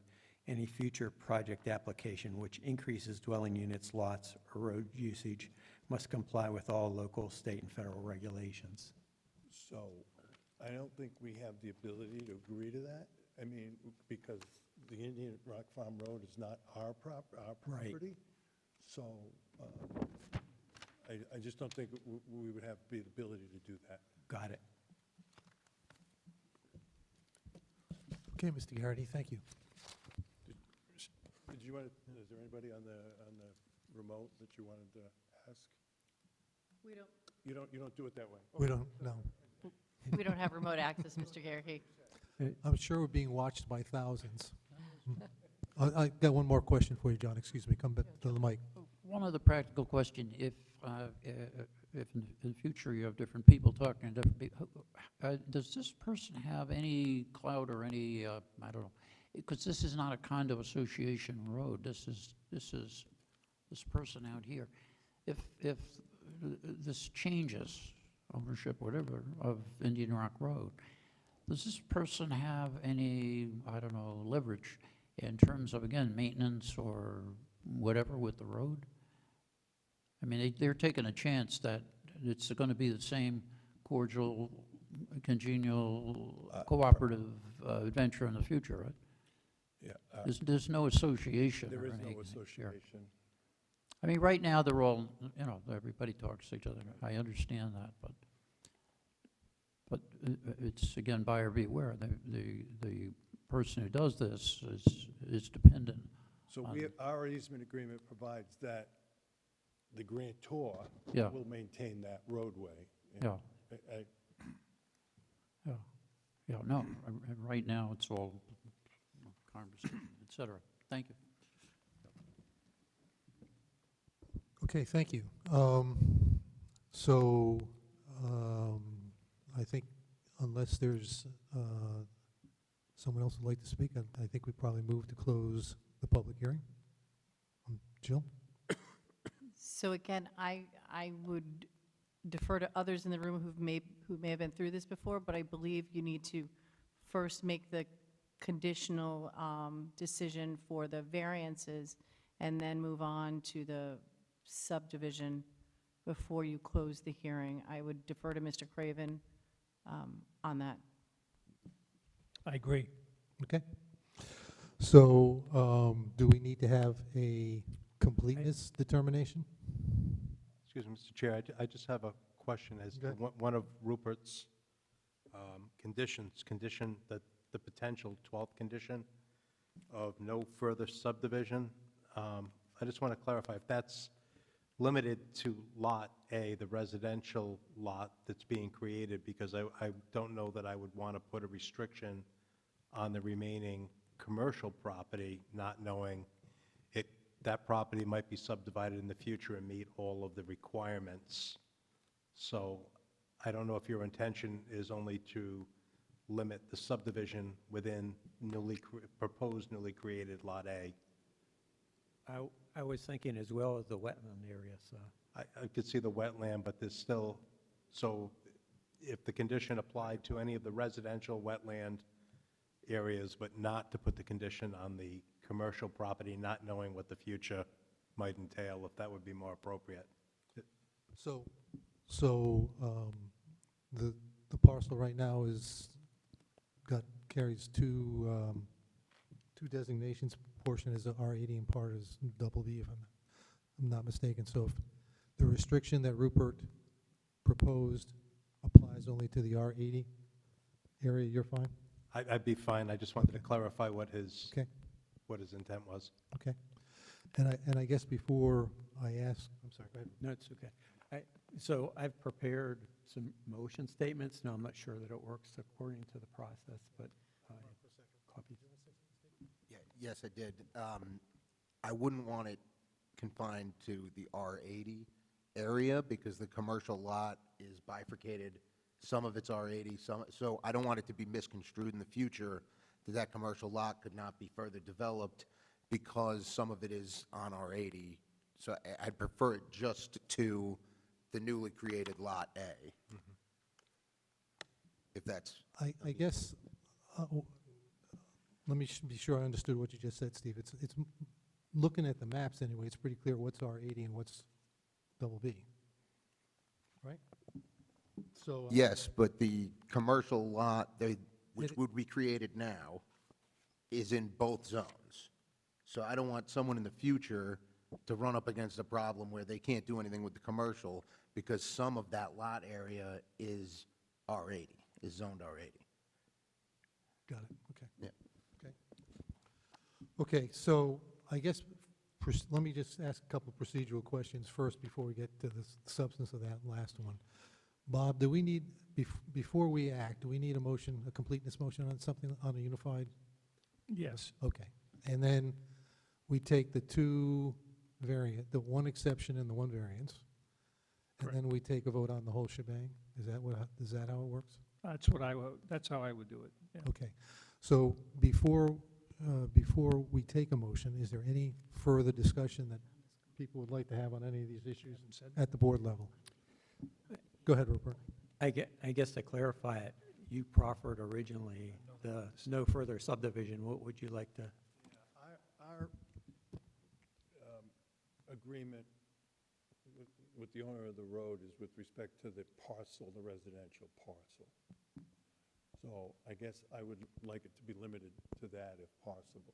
I'm not sure with the wetlands there could be any further subdivision, but I guess it's possible, particularly with the commercial zone, that property be subdivided, and a part of that might be R80, even though it's used for the commercial. So if it could be limited to the residential, how big's the park? You know, in the future, that wetland could be separated from the commercial. It could be donated to something like a land conservancy for a tax credit. So that you could do a subdivision that results in no development. There's different options, and I hate to take them all off the table. And even under your own regulations, you can subdivide out a lot, leaving a lot that has actually no frontage if it's deemed just for open space purposes too. Because it's, so a lot that's subdivided out for non-development purposes and for purely open storage could be subdivided out. So in the future, we could cut it across the upland area of the commercial lot, because it is a 3+ acre commercial lot. And then the back R80 portion, which is all wet, could be just left as an open space lot for non-development purposes. That is an option in the future. So I think, like Steve was saying, if the restriction were limited to the newly created Lot A, I think that would make me feel that we're being fair with the applicant.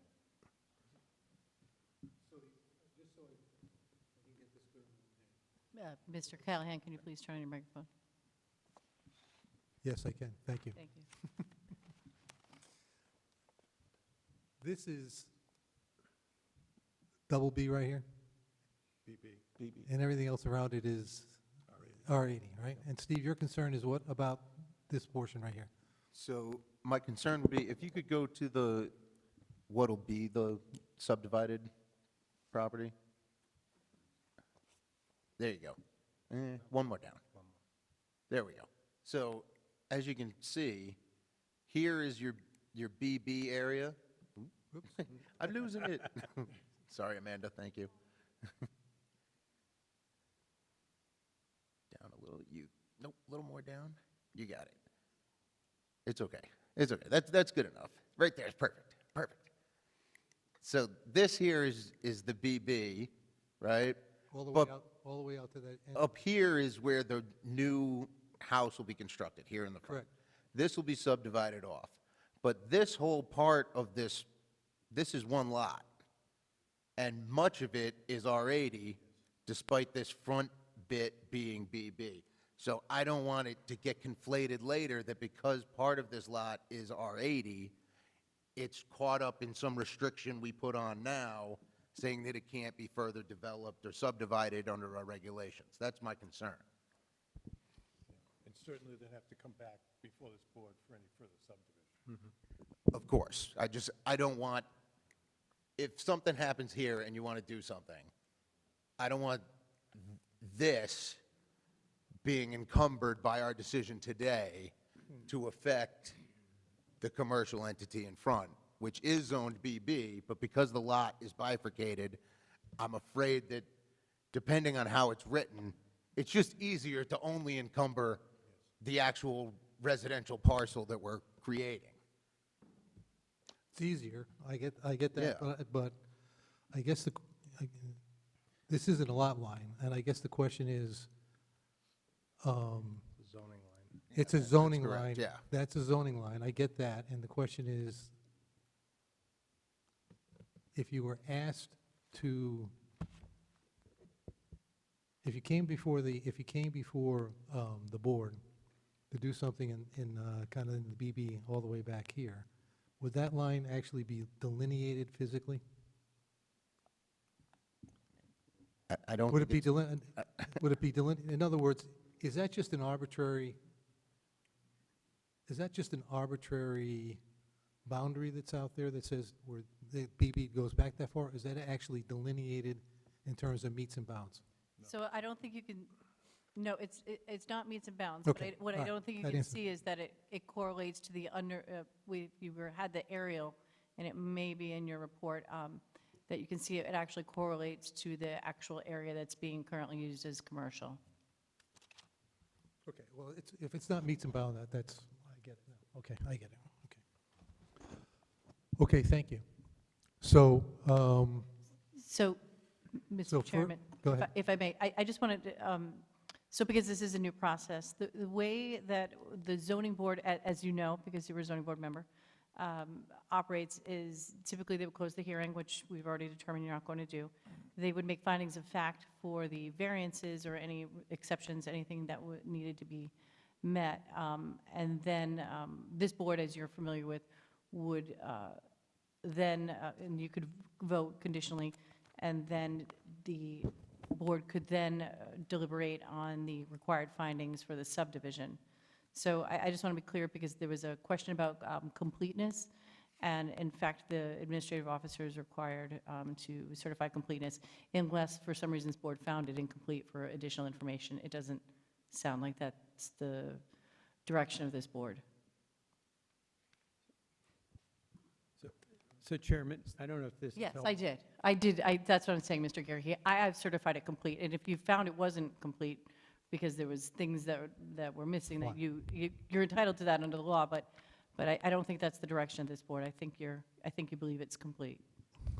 does anyone believe it's not complete? No, okay, good, all right. And then the certification stands. So then, we would look for findings of fact on, separately or together on the Again- exception and the variance. Yes, so again, I would, you can repeat, you can say it twice, or I would defer to Mr. Craven if you can do all of your findings of fact at once, and then do your variances, and then come back and do your required findings for your subdivision. Okay. Other folks in the room have done it, so. Okay, Mr. Chairman, I prepared a draft that did the findings for Okay. the project. I don't know if we can start with that. I don't know if that's helpful. Nope, seriously. I have one. Is there, okay. Do you want- And Mr. Friday. So I don't know if I did this properly with the new process, but I started with making a motion findings of fact for the application. And I have proposed subdivision creates 2 lots from 23.21 acre property with frontage on Point Judith Road. Proposed lot 4 is 18 acres, of which approximately 15 is wetlands, and 3 acres of upland, which continue to support the existing West Lakes garage facility and gas station. Proposed parcel A is approximately 5 acres with 2.4 acres of upland. It has sufficient land practicable for development as a conforming lot in R80. The entire proposed parcel A is in the high water table limitations overlay district. Zone A water table is 0 to 18 inches below the surface. Wetland edges have been flagged, and both parcels have sufficient upland area for conforming lots. CRMC preliminary determination has found that the project as proposed will not affect the freshwater wetland resources. Proposed parcel A touches Indian Rock Road, a private road, adequate access, which provides adequate, and this is not on the draft, which provides adequate access for firefighting equipment. The applicant will have an access easement across adjoining properties so they can access Indian Rock Farm for ingress and egress to the proposed single-family dwelling.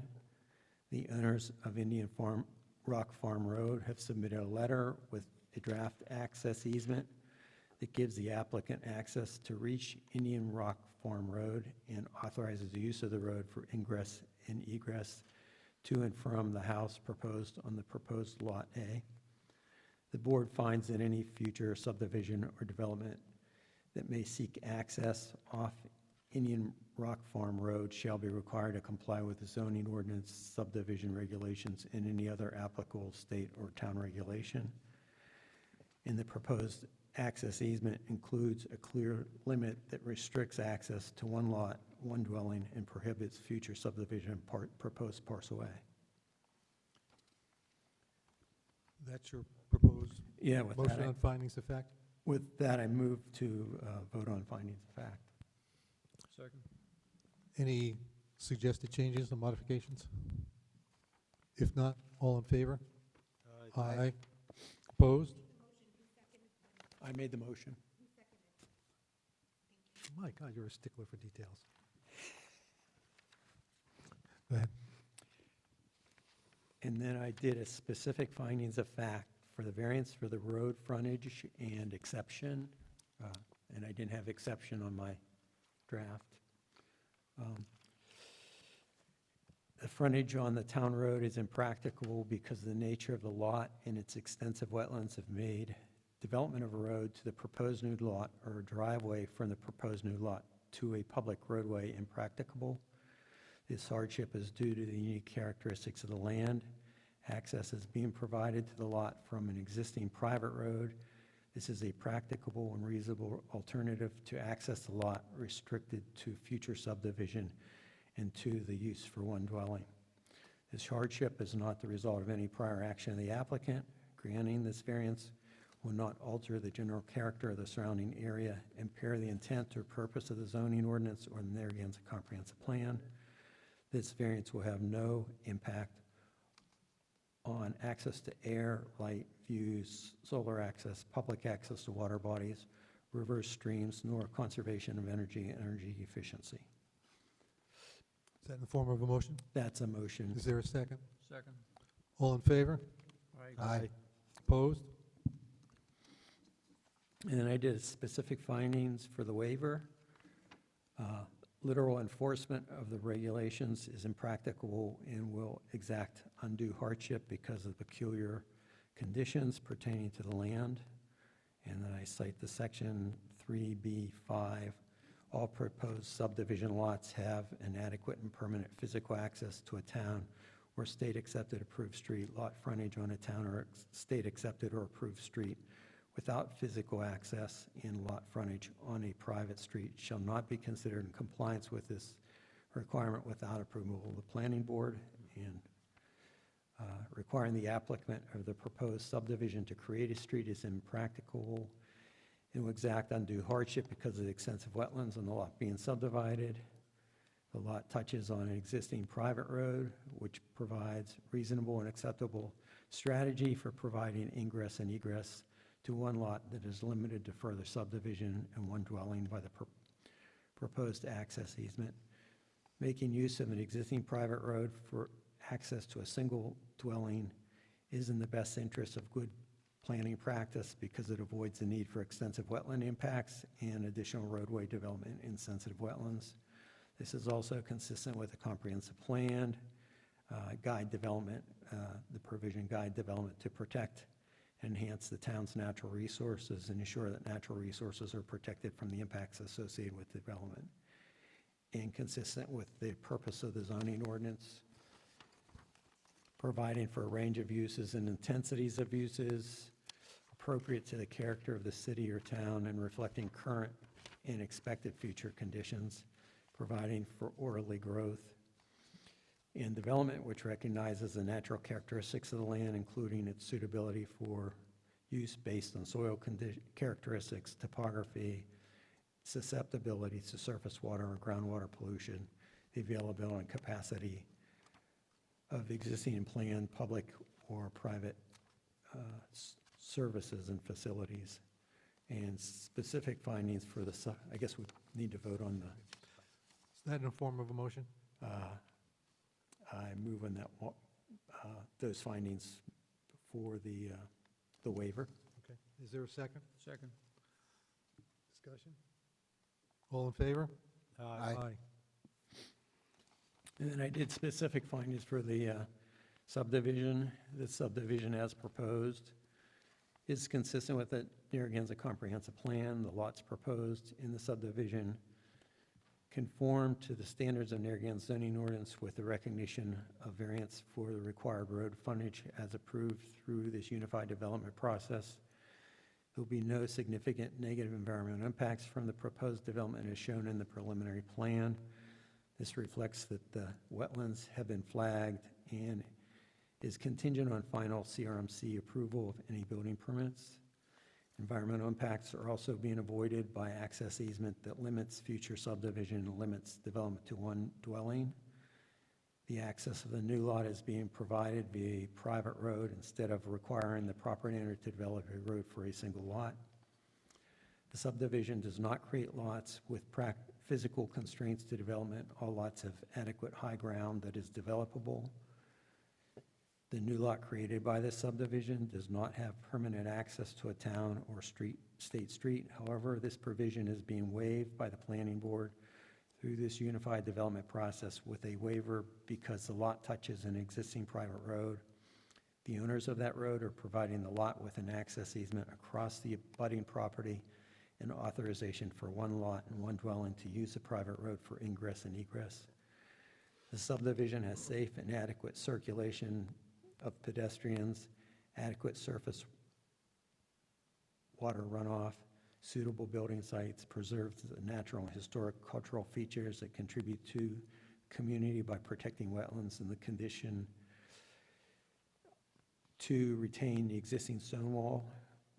The design of building lots utilizes drainage improvements, minimizing flooding and soil erosion by minimizing impacts on wetlands and establishing new building site on high ground and avoiding the need for building an additional street.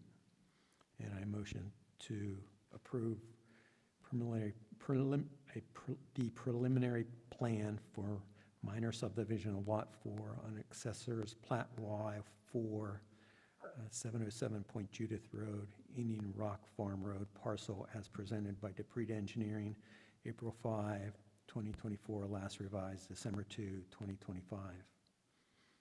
Mr. Chairman? Yes. Might I suggest before you vote, you close the public hearing and then take that final vote? Could I have a motion to close the public hearing? Oh, actually, I have a little more on here.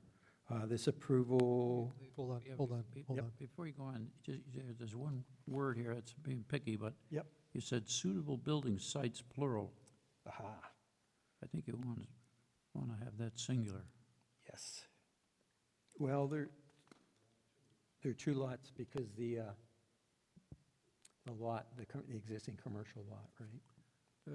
Okay, withdraw that then. Okay, gotcha. Yeah, I was just thinking of the So, home site, yeah.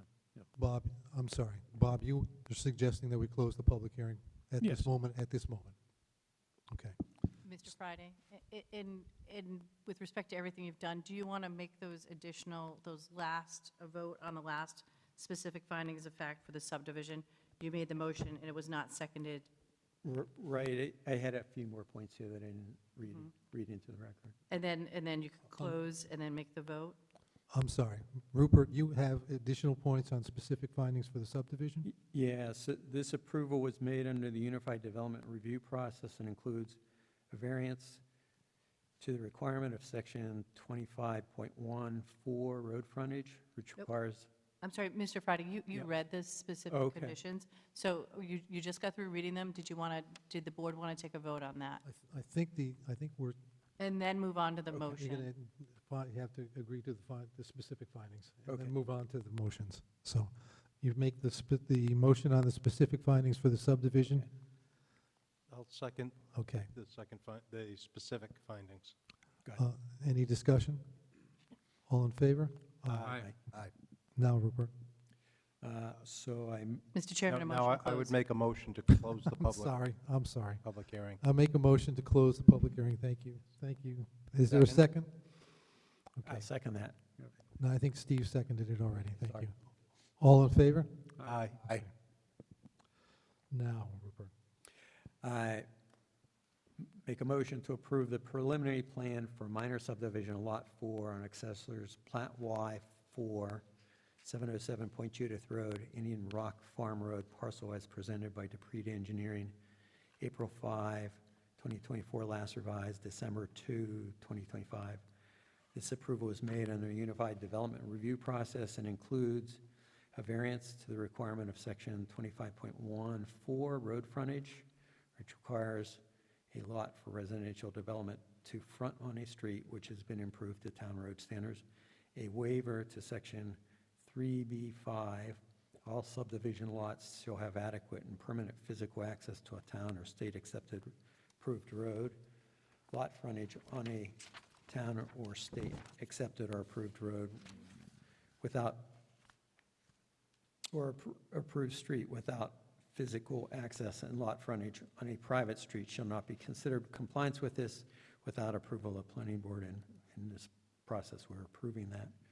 And then conditions incorporated into this are on page 9 of the staff report, January 14, 2026, with the additional condition for the existing stone wall to be retained, not removed or relocated in any way to provide, except to provide for driveway access to the property, and I think that covers it. Can I just jump in real quick? Sure. Rupert, I think that waiver you're talking about here at the end is actually an exception. I don't know if we want to change that, Bob, if you have any input. Say that again? I think the waiver from section 3B Yep. is actually an exception to 3B. I guess it's both, I don't right? know if it matters, I just want to make sure it's Talking about the right. exception from road frontage. So you want the exception that- instead of the variance from road frontage? That's an Got it. exception, maybe you can use the language exception under section 4523.1-4B. Exception under 45-23.1-4B. Exception to the requirement of section 25.14B? B, Okay. small b, parens.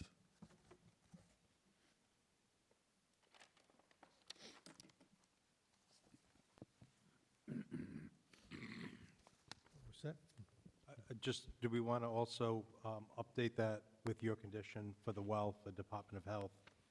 I thought, great. I saw Jill I don't know writing if we need to furiously. I was going to I saw ask that. Jill writing I have furiously over there. I have it. I just want to make We sure have to that it's reincorporate that? incorporated. Yes. So for clarification, Mr. Chairman, it's conditions 1 through 10. Condition 1 is revised, and then the additional condition 11, which is the existing stone wall be retained or not removed or relocated in any way except to provide for driveway access to the property. Correct. Thank you. I actually had a question about condition 1. So they have just in case a well doesn't work out, I mean, first of all, that's a condition of a CO. If you wanted to make a condition of a building permit, that'd be fine. Condition of subdivision final is, it's onerous and it's going to add time, but if that's what you want to do, that's fine. I'm not sure it's necessary here, especially since they have an easement for utilities, which runs all the way to Point Judith Road, which has water in it. So I don't want to make a well a condition if they can get water from an alternative means. Because that might kill the whole thing when they could just take it out of Point Judith Road. Yeah. You anticipate, Water on Point Judith Road? There is. There's water on Point Judith Road, so. is there a water line that runs down Indian? Is there a water line that runs down Indian Rock Road? Not presently, There's not presently a line, but we could put a utility line in if we chose to do that. Yeah, you as have, opposed to a well. So it could be a well or other supply of water. yeah. I'd prefer to see that in that. I don't have an objection to that. So that, My concern was to be sure that the well met the State Department of Health standards. so to clarify, the one is now the confirmation by the Department of Health that the ability to construct a well or other supply for potable water will be provided prior to final subdivision application. Thank you. Yeah, And- that'd be and then- acceptable. And then I forgot, we added the other provision, no further subdivision of the new residential lot. Yep, perfectly fine with that. Does anybody else have an issue with number 4? The confirmation of an approved electrical service to this location? I believe there's electricity on Indian Rock Farm Road, and they have an easement for it. I mean, I don't know if they need a letter from Rhode Island Energy saying that they're going to sell electricity to this person before we can subdivide. It just holds it up further, and God knows they take their time over there. I mean, you might add 2 months to this thing for no reason. I mean, they're going to sell them power. I don't have an objection to that. The proposal is to eliminate. Eliminate four. number 4, Yep. yes. I appreciate that. Jill, do you need a repeat on anything? I need a repeat of number 1. I have the confirmation by DOH of the ability to construct a well for potable water will be provided prior to final subdivision application, and then I just have a Or- note. So- Or other water supply is what I have. Right, Okay. yeah. I'm going to get back to Steve's point, I don't want to belabor this, but it's a condition of getting the CO, everything is at the applicant's peril. To have to put a well in and bring in temporary power to actually run it, to take a test, is a bit of a burden. It's a condition of getting a final CO. I know the building inspector's here, and I don't want to put him on the spot, but no one's going to get a CO without having either an approved well test or a connection to a municipal water system, if that's correct for the inspector. So I don't know if we need to have it as a separate condition. If they built an entire house and were forced to find another means or add a filtration system that would meet the standard, that would be their burden. I don't know that we need to hold them up for 3 months to put in a well, develop it, bring in portable power, and then get a test before they can apply for a building permit. It's been my experience at this board when there was the need for a private well, that it was pretty clearly identified as a condition, and that condition would be basically at the Department of Health standard. So I've seen that on at least one other application where the applicant had access to public water supply for a 5-lot subdivision for 4 of them, but the 5th one needed private well. The applicant decided he wanted a private well for that one. And the language, which I think is smart, to say, look, you need to have DOH approval for that as part of the condition of approving the subdivision. So I'm comfortable with that language as it is, but I can understand your point of view.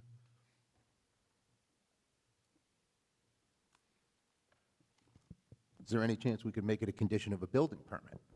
That way you don't hold them up for the subdivision and he can get started, but he still wouldn't be able to pull a building permit to build a house without proving access to water. Sure, I can do that. I appreciate it. Steph, is it, the property's in the water service area where they would be eligible for a single service extension if a lot was created? I couldn't confirm that at the time, but if water was available and could be run down Indian Rock Farm Road, then Mr. Clow confirm that water was on Point Judith Road, but I honestly couldn't tell you off the top of my head if it was town water or Veolia.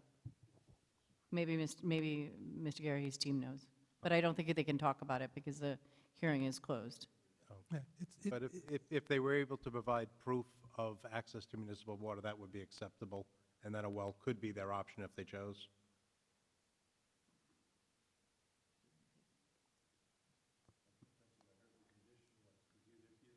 Either well or municipal water. If there's a choice, then they would have to elect, and then that would remove the restriction of being able to get your building permit if they elected to go with town water. And then if they got an approved well, then that would be fine. Okay, thank you. So Okay, I'm good with that now. I think it's all contained in the motion. So we're at a building permit now, right? If that's acceptable at the other end of the table. So I'm not clear where we are on this. Say that again? So what we're asking for, Rupert, is to change. Which number? Number one. Number one, Okay. We've already changed it to construct a well for potable water will be, alternative access be provided. And I'd like it, instead of prior to final subdivision application, I would say Prior to prior building. to building permit issuance. Got it. We can do that. I think you have to have one to do the subdivision. That's good. All right? I've done a lot of subdivisions without proving. Heidi, are you good? I just did one. Do you understand what we just I've did? never heard that in my I life. did. I got it. But, okay, I very got good. All right, Mr. Garrihy? Just a point of clarification. I don't, hold on. Yeah, I don't. Bob? No, that's okay. Mr. Gary would like to say something else. Sure. The public hearing has been closed? Just a point of clarification. Yep. On the motion, I wasn't clear. I heard section 6.4 of the dimensional regulations that a variance was sought for the front, which is a front yard variance. I'm not sure I heard that as part of the motion. Yes, I didn't have that written in there because when I was looking through it, I felt like we weren't going to need that, but, yeah. That would be Okay. my point, just a clarification. I'd Okay. hate to have the building permit denied because the front of the commercial building is out in the. Is this something you think we can do on, now, Rupert? It's not needed for the subdivision, right? It's needed, you want, Well, it would be because if a new lot is created on the front lot, it's a variance that was required as part of unified development, or at least I've had an abundance of caution. I don't know whether the building official wants to address that or not, but I'd hate to have the building permit denied because we don't comply with the frontage of the commercial building of the existing. Give us a minute. Why don't, I'd like to suggest a brief recess, no longer than 5 minutes. Give us an opportunity to consult on this one, okay? Thank you.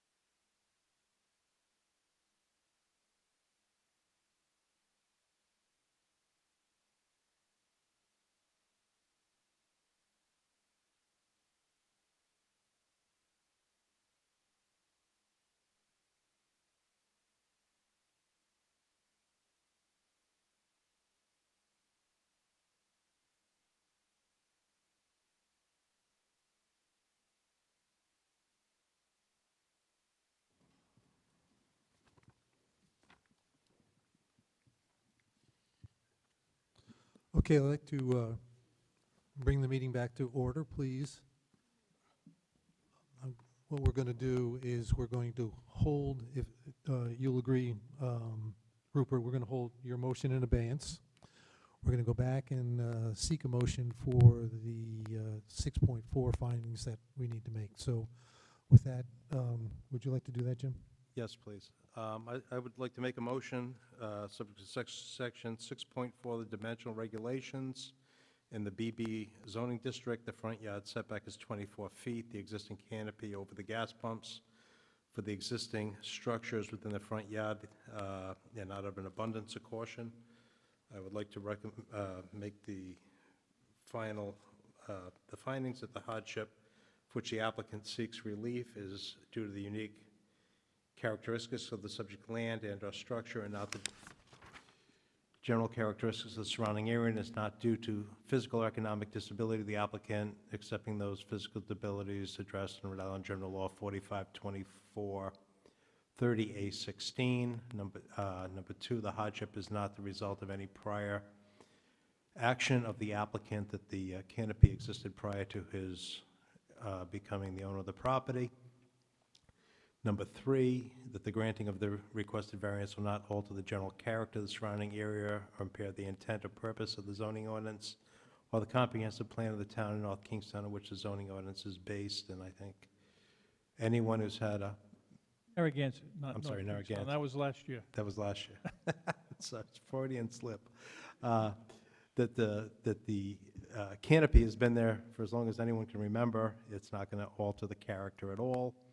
And in granting the dimensional variance, the following must be addressed. In granting a dimensional variance, the applicant for relief must show the evidence upon the record that the hardship that would be suffered by the owner of the subject property if the dimensional variance is not granted amounts to more than a mere inconvenience, meaning that relief sought is minimal to a reasonable enjoyment of the permitted use of the property to which the property is devoted. The fact the use may be more profitable, the structure may be more valuable after relief is granted shall not be grounds for relief. This is a pre-existing structure. And the additional findings is that access to air, light views, solar access to public water bodies, rivers, and streams, and the conservation of energy and energy-efficient means would not apply to this. So I would make a motion that the variance be granted. I'll second that motion. Discussion? All in favor? Aye. Okay. Now, I've learned that we should actually have the determination in terms of the well and the water, access to water and other utilities at final and not as a subject to the building inspector. So I think we need to modify that motion. So, Rupert? So we're keeping the original condition number 1 as revised, that the confirmation by the Department of Health that the availability to construct a well for potable water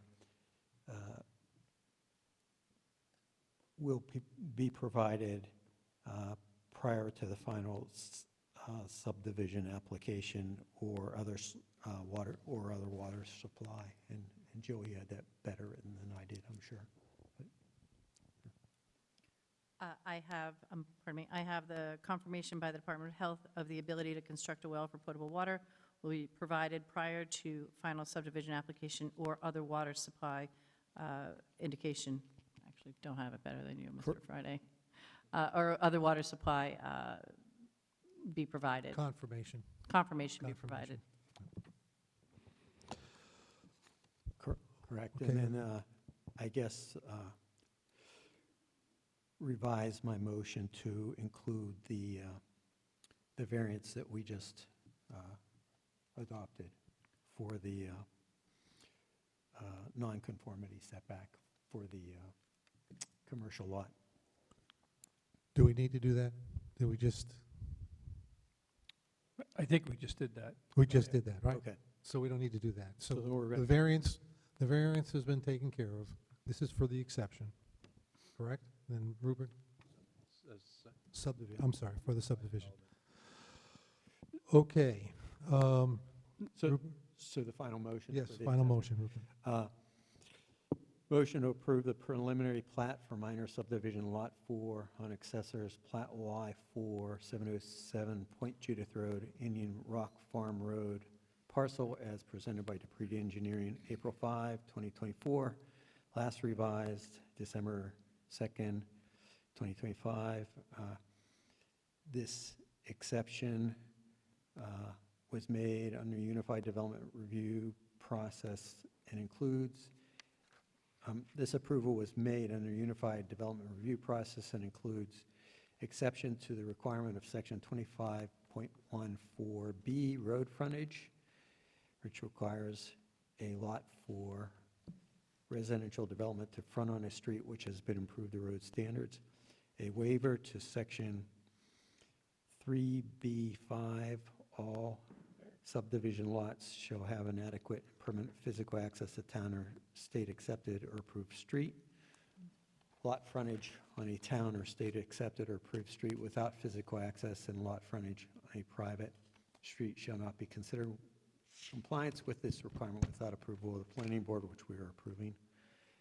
And conditions incorporating, for approval, incorporate the conditions on page 9 of staff report. Need to include the variance that we just did, right? Correct.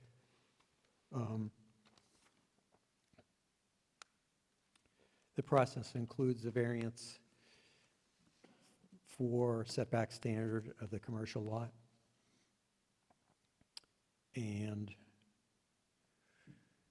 conditions for approval incorporate the conditions on page 9, staff report, January 14, 2026, with the addition of a condition, revision of the condition 1,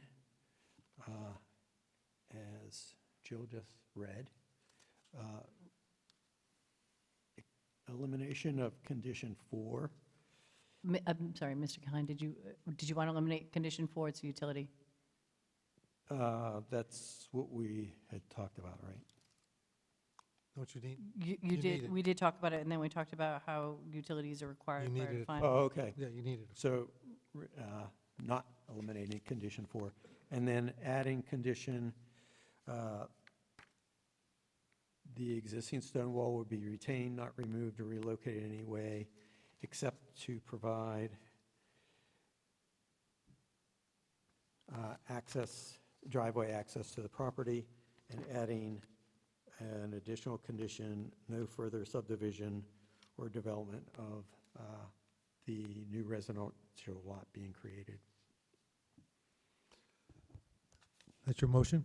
That's my motion. Second? Is there a second? Any Any discussion? All in favor? Aye. Any opposed? No. We're done. I apologize, Mr. Garrahy, for it's our maiden voyage on unified development. Hopefully, it will get better as we move forward, but I appreciate. I appreciate the time and the energy. Thank you very much. Thank you, everybody out there. Thank you very much, everybody. And the new help.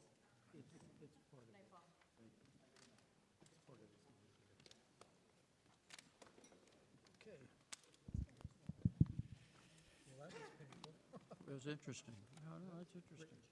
Let's say we over the years, before us, people come because they need 100 feet on, they only have 60, you know, they go back and forth.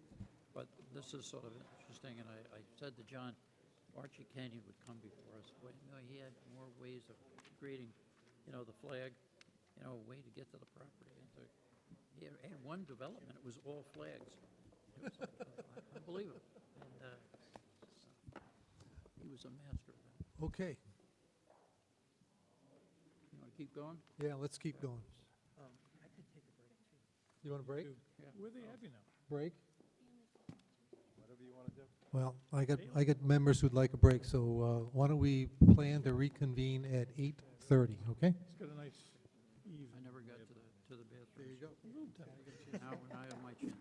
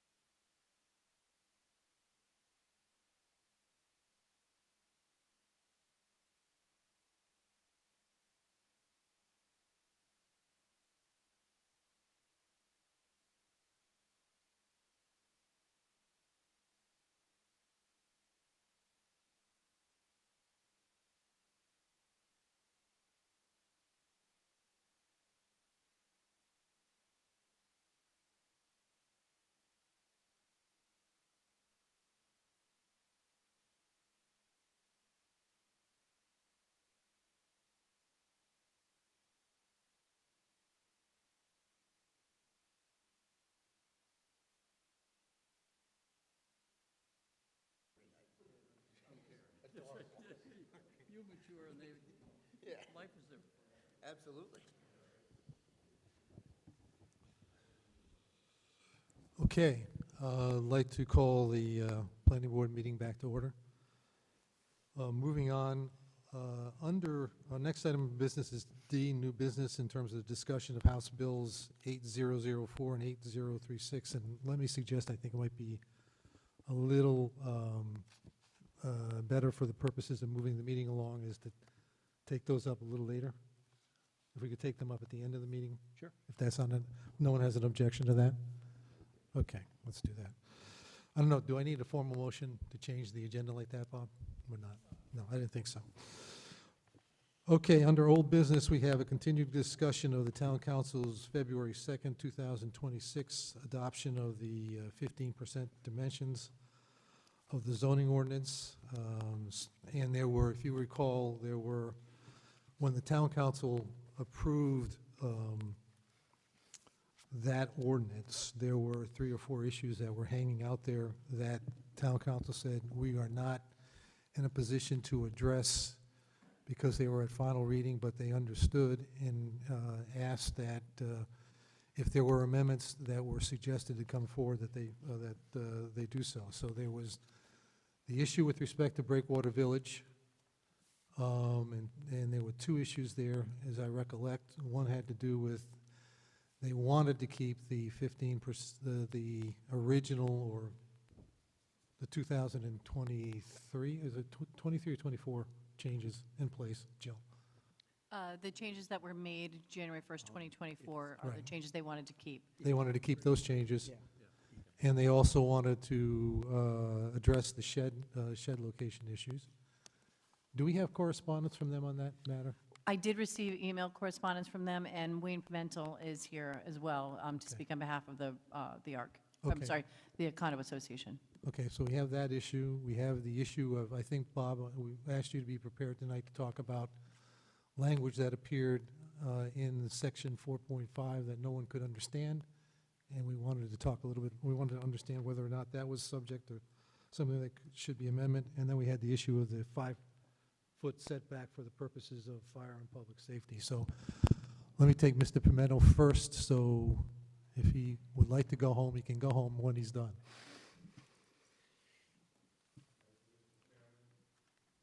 Thank you, Mr. Chairman. I appreciate that, members of the board. I was asked to appear tonight on behalf of Linda Bailey. She's the president of the Breakwater Village Condominium Association. As you mentioned, this was originally going to be part of the, it was going to be part of the changes made and adopted by the town council. Unfortunately, I guess it wasn't advertised properly for the changes that Breakwater didn't want to be part of the new amendments. We wanted to stay with the January 2024. It was well documented in the staff, pardon me, in the planning board report that went to town council. And they failed to include it with their approval? They did not include it. There was no presentation given, and they did not include it. Okay. So we want to go back, you know, Breakwater, as you know, very unique. Almost all of the projects in Breakwater require special use permits. With that, we felt as though if, with the new regulations and the 15% modification that's allowed, people can get really a lot closer than they've ever gotten before. If it was kept the way it was, when they do apply for their special use permit, they could then apply for that, what amounts to the 15% modification. That, and they wanted also to have the sheds. We have sheds of 50 square feet or less right now are allowed a 1/3 reduction in the setbacks. We want to mirror what the town has, which allows for a 1/3 meeting. They can go up to 1/3 of the required setback, and that's kind of would mirror what the town requires. So for instance, in Breakwater, if a side yard is 6 feet, previously they could go down to 4 feet.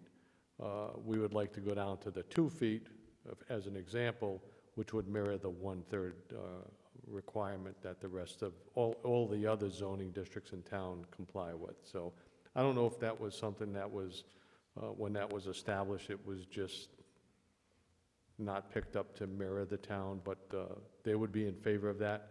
again, because breakwater is so unique, every square inch over there makes a big difference. So we would ask for both of those. Go back to the 2024 regulations for dimensional setbacks, building coverage, and FAR, and also for the going to the 1/3 requirement for the sheds. Any questions? Go ahead, Rupert. Wayne, when we were reviewing this, we also changed all the, this shed, the accessory heights, and would it make sense to retain the 18-foot, is it 18 feet in height for breakwater? That's what it was the rest of the time. Breakwater doesn't, breakwater has a, I'm trying to remember now, it's not 18 feet. I think it's 12 feet for accessory. Yeah, for let me breakwater. just check. So, Yeah. so the question is, Is it 10? It says 10, and it says 9 is dashed out, and then it's back to 10. I don't know if, so it's currently 10 after the town council's actions. Do you want to go back to 9, or do you want to leave it at 10? I would say we probably go back to 9. We revert Okay. back to all the old regulations That's- for everything, so it's consistent. that's what my question was. Thank Yeah. you.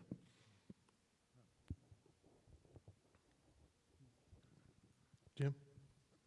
Just so I understand, from an action, we would only have to send this as a recommendation to the town council, and then they would do advertising and revisit this to do a modification to the standard?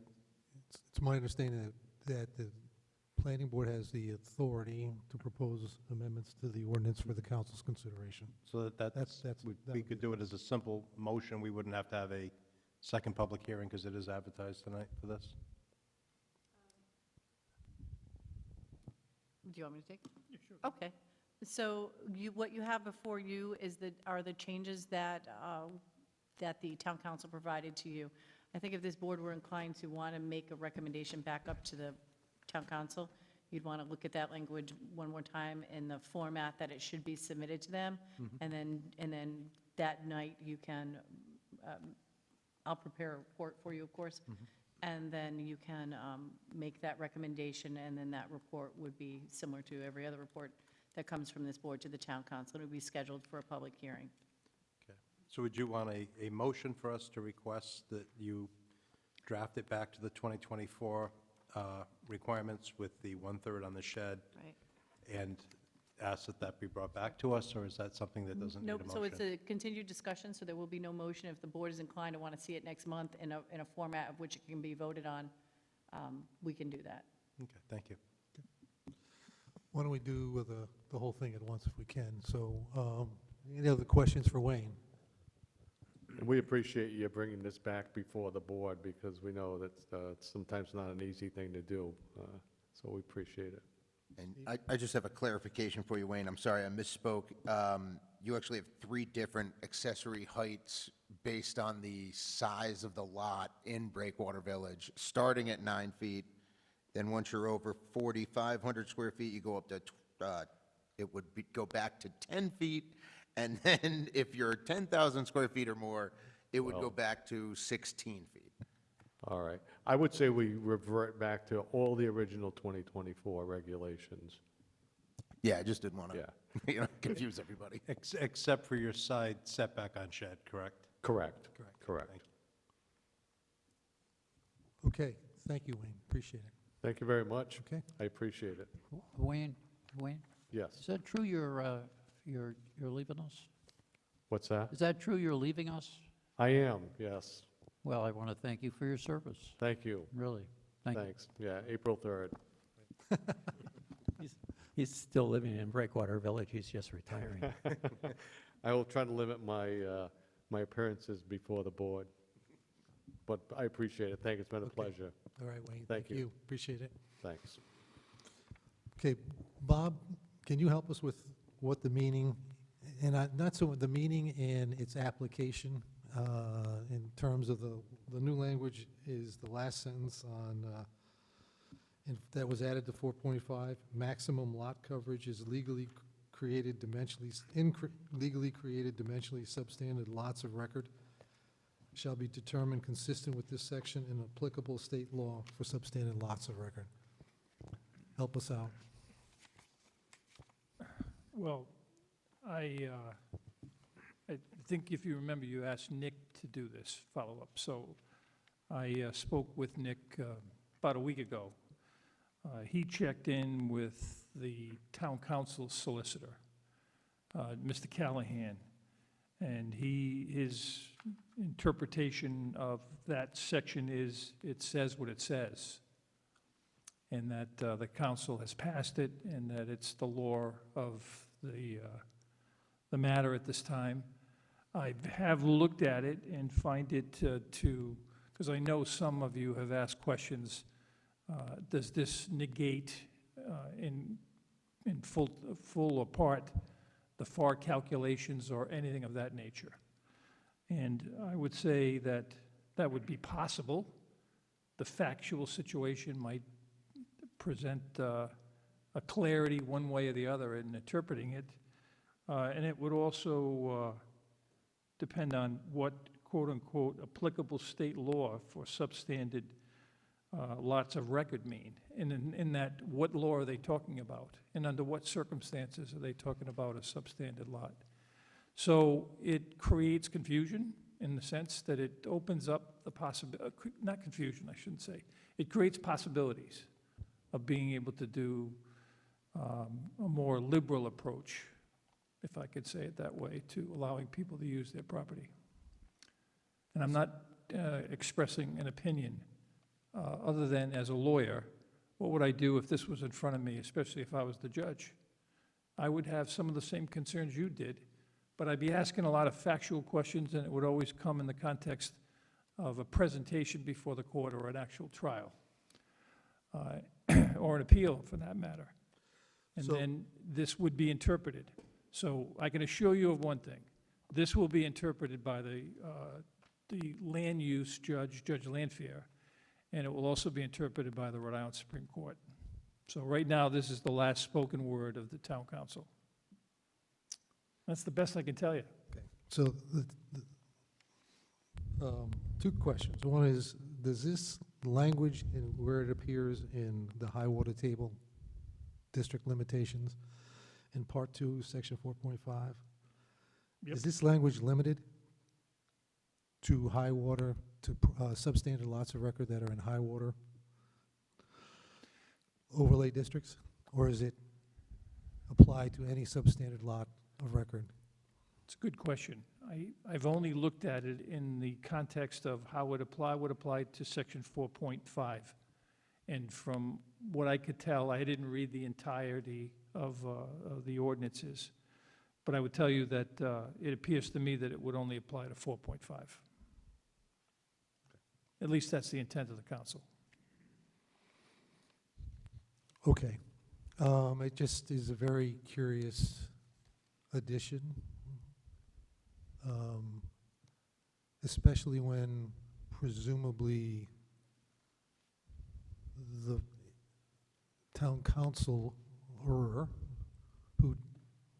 drafted the language says it is what it is. The law is, it is what it is, It is what it is. Yeah. without describing what the intention of what it is, what it was intended to do. Well, it's not unusual that local ordinances don't come with legislative history. No, but they don't necessarily, they don't come with legislative history, but they don't come without intent. You can read this and say that there is some intent there. Correct, Yes. correct. Okay, thank you. I don't know if anyone else has any questions. I don't want to belabor the point. Then with respect to the last, So, Mr. Chairman, and this may be an error on my part, and I take responsibility. The side yard setback is not on for this. I just mentioned the first two. I apologize. I mentioned them specifically. I would get a reading from Bob on whether or not we can hear it. But if we can't, I apologize, and we can put it on for April. I'd ask Bob to weigh in on that. this is the matter with respect to the side yard setback, minimum being 5 feet for the purposes of fire safety and fire protection. That was, also an issue that the town council invited to revisit.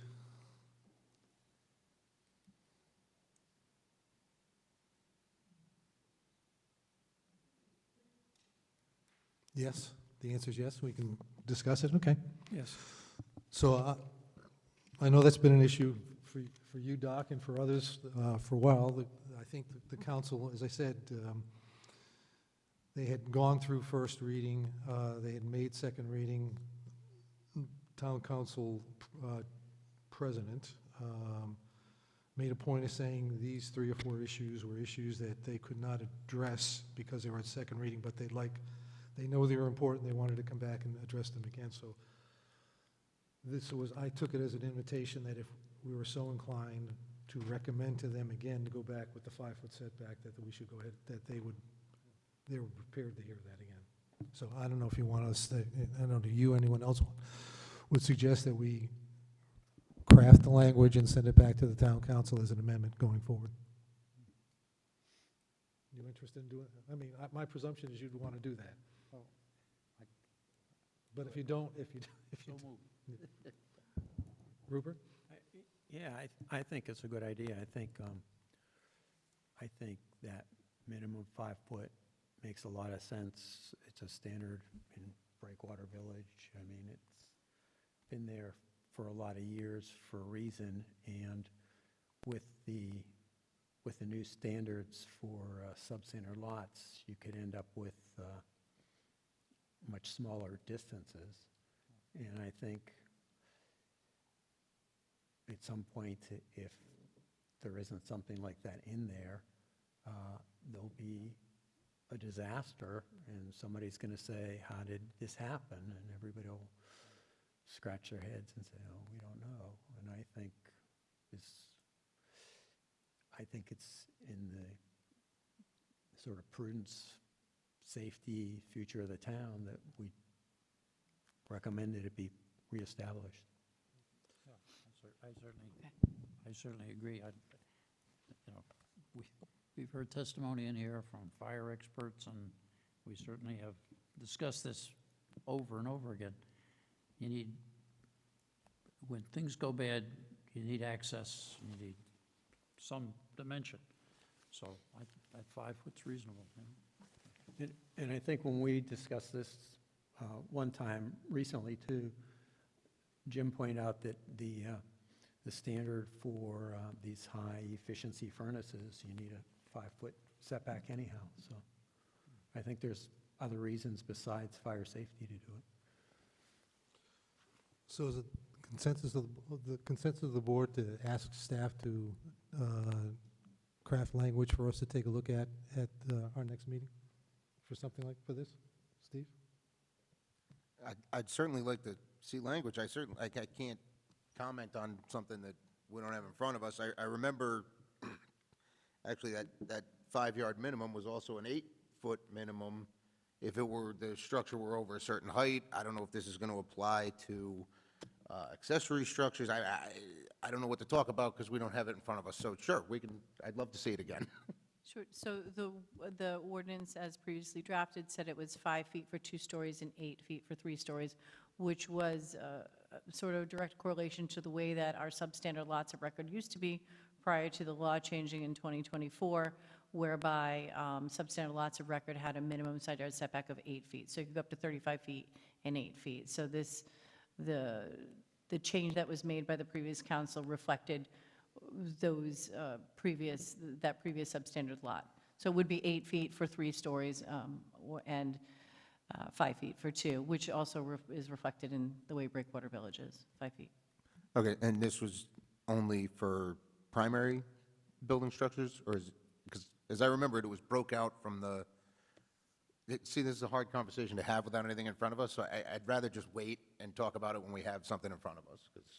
Well, big picture-wise, I'm not going to pin you down and ask you to commit to anything tonight, but the issue is whether or not we want to revisit the issue and revisit the issue with the eye to sending something to the council, assuming we could agree on something. Well, I'd say you've got Okay. consensus over there, so might as well bring it back and let's see what happens. All right, Jill, so Do you have that on, go ahead. I do. I want to Okay. make sure, I just, one question, do you want them separated or together? Breakwater Village side yard setback? And one, and two, just so I'm writing, when I'm writing my Bring report, them, I know. bring them, I'm not sure it makes that much of a difference. Okay. They can be presented separately, but if, Okay. yeah, I'm not sure it makes that much of a difference, okay? Only when it goes to council, it Right. would be two separate public hearings and two separate reports.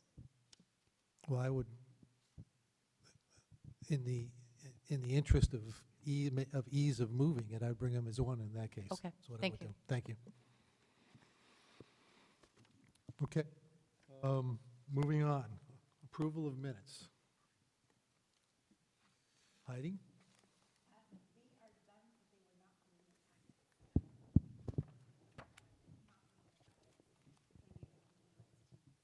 Okay. Any motion to continue the approval of minutes for December 16th, December 22nd, and February 18th till our next regular meeting in April? So moved. Second. All in favor? Aye. Okay. Reports and updates from staff, council, and board. You want to do back to the, Well, I'm going to keep going. I'm going to keep going on this, Rupert. I'm going to try to get all the way through H and then come back to that, if that's all right with you, okay?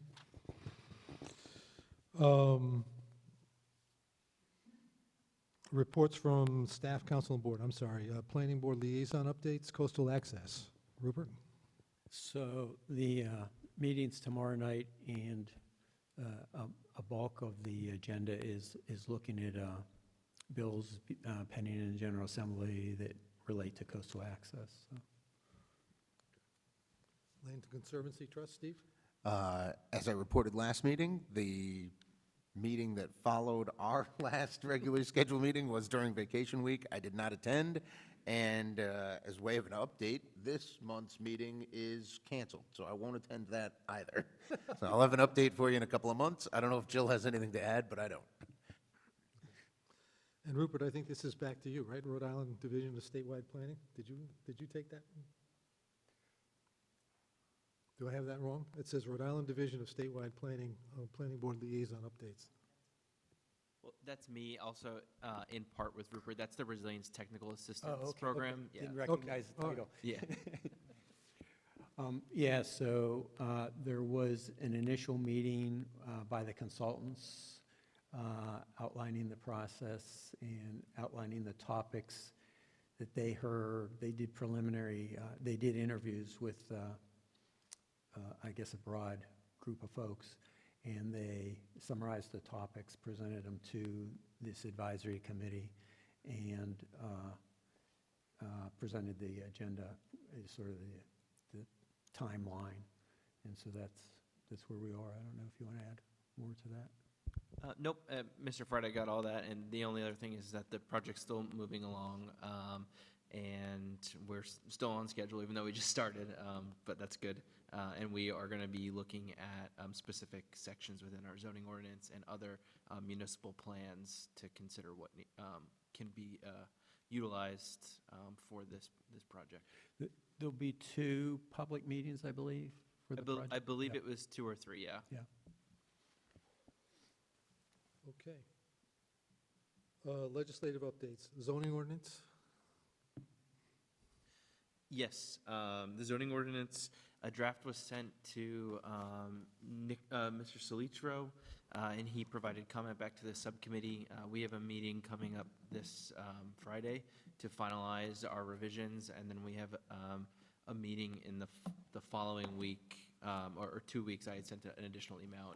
Nick was only available on a day that one of the members was no longer available, so we can touch base on that afterwards to finalize that and have a copy ready for the board to review in April. And how long is that document? How many pages?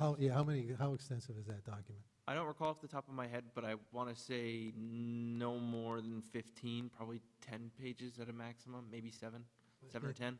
And it basically updates the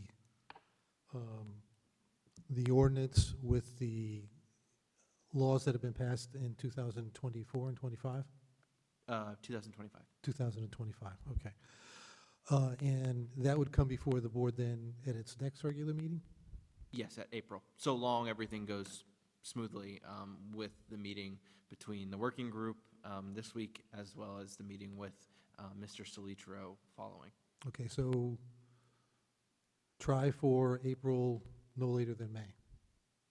Sounds good to me. Okay. I'd like to get it done as soon as possible. Yeah, I bet, yeah, we all would, okay. Subdivision regs? Yes, you have a draft before you. So the draft before you, and I also emailed it to everyone, so it should be, there's not much color to it. And we don't have to go through this today, it's pretty deep and it's double-sided. So this incorporates the revisions from the 2024 and 2025 state statute changes, as well as some remnant issues that prior to 2024. You'll notice in here there are highlights, so those are errors, those are areas where we know we need to either make edits or there are questions. So for instance, the first page is the table of contents. We know we need to update that. And then in the email that I sent to you today, I indicated 3 other locations which are not addressed in here. One being the idea that the DPW director has asked for the width of the roadways to be widened in the subdivision regulations. He asked it to be widened to 24 feet pavement area. And I sent that to him, and he was going to get back to me on feedback on that. The other one is there's some language changes for, potential language changes from the finance department on the way that the fee in lieu for open space and recreation is written. And that's not in here yet. That needs to be vetted. And the third one is Mr. Grundy pointed out a couple of months ago, taking a look at the subdivision regulations for all of the, quote, shalls, and making sure that we don't run afoul of the McLeod versus Westerly decision. So those 3 things have not happened yet, but I wanted to get a draft in front of you, so we do have it. You'll notice it's not in, for Mr. Friday, Mr. Callahan, you'll notice it's not in track changes anymore. We find it's a little easier to work with for everyone here. But you will see still some questions and edits. I was able to get through most of them, but there are a couple that do need legal review, and they're flagged for that. So I believe Mr. Callahan, I'm sorry, Mr. Craven has it via email and a hard copy today too. So either maybe between him and Mr. Solitro, we can get some responses on that.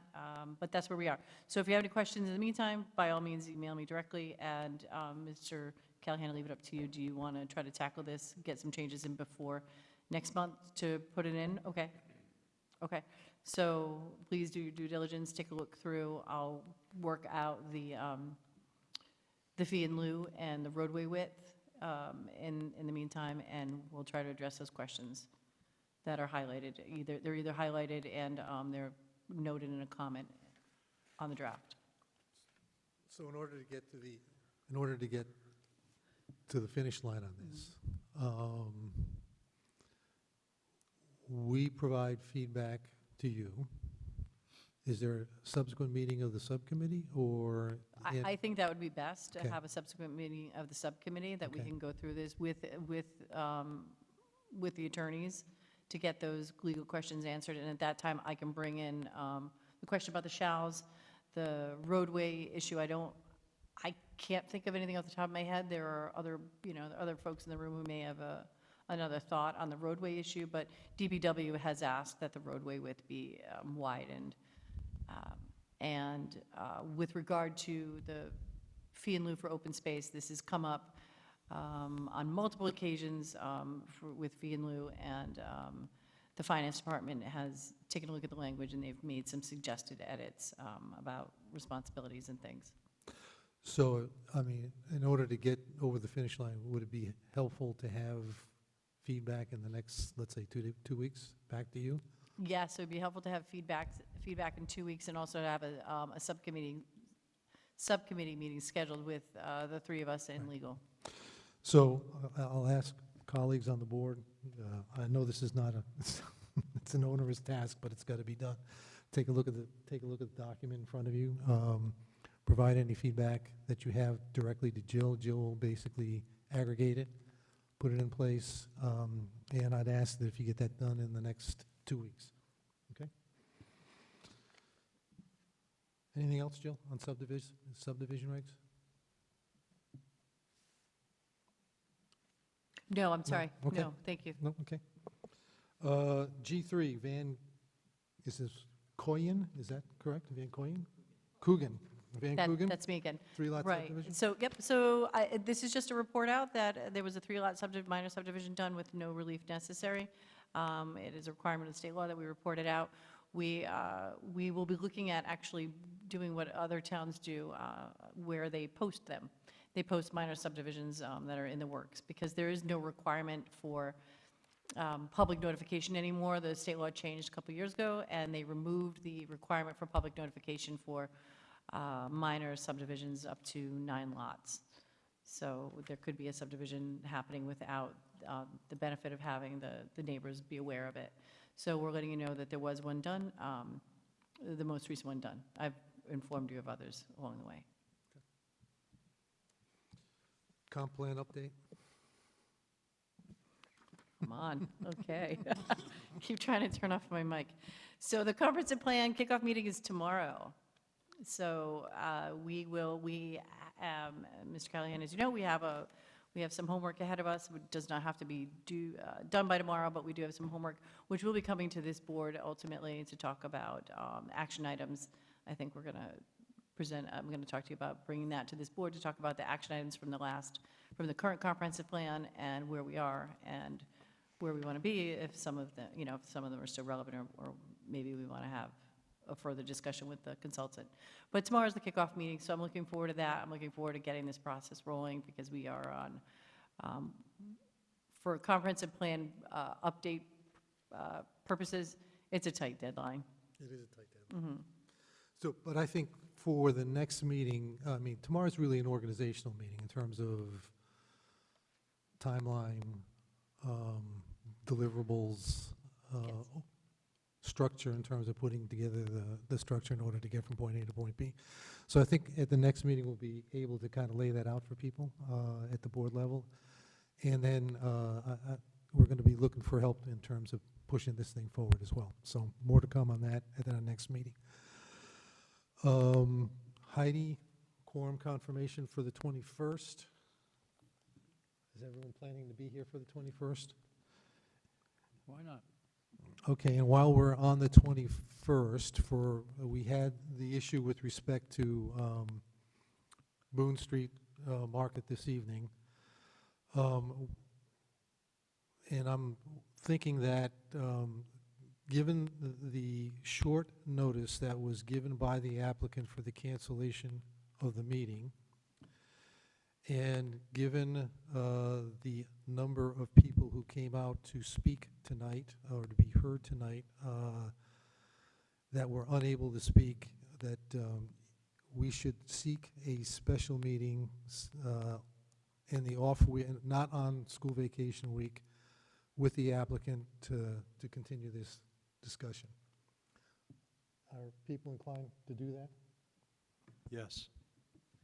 Absolutely. Okay. So, Jill, let's find a date for a special meeting. Should we do that now? And I guess the question that becomes, I know that one of the issues might be applicants' availability. Someone mentioned to me that they had been through this before, and they had said it happened once, it happened twice. The third time we told them, the third time we're going to proceed on the basis of the staff report. I'm not inclined to do this more than the next time. And if they're not here the next time, I'm inclined to proceed on the staff report. So I'd like really the level of unhappiness to be communicated to the applicants and the applicant's attorney, and to seek a date that works for all of us. So you could set a special meeting. You do have some folks in the audience who've waited to find out what the meeting date is. Right. You won't know that if everyone has to return to their corners and Correct. poll, and then we poll you in an email. I don't know if there's any legal reason why it couldn't move to the May planning board meeting and the June zoning board meeting, since the applicant has already indicated they're available for April and May. They haven't indicated June yet, but I think they're anticipating getting out. I would defer to Bob to see, so typically if it's a continuance based at the applicant's request at a public hearing, one continuance moves a month, but any continuance deferral after that automatically, has the option, the chair has the option to bump it 2 months. So this is the first request for continuance, so it would typically be a month, but I think it's the prerogative of the chair and the board and Mr. Craven to move it to May, which is a regularly scheduled meeting. Otherwise, we won't know. We won't know what the special meeting is until we poll everyone and talk to Mr. McGreen. I have no objection. I don't have an objection to moving it to the May meeting. I didn't know that it was an option. It's not a public hearing, so Ryan is just pointing out that you've made a motion already to continue to the 21st, but I was just saying that it's not a public hearing, so I'm not sure if that holds any water. Mr. Craven can answer that. I would, under all the circumstances, I would say May is a better date. Sends a message. It also gives you one less special meeting. Okay. Everyone all right? I'm fine with that. I'm just confused by so we already continued it to April. Do we continue it again next month, or do we continue it now? Right now. Okay, thank you. That's all. Yeah, I'm fine with that. Okay, so can I have a motion? I move that we move that agenda item, which was, where do you go? C1, Narragansett Pier Railroad LLC, Boone Street Market Homes, to May 19th. All right. Thank you, Heidi. Is there a second? Second. All in favor? Aye. Aye. Okay. Set? Okay.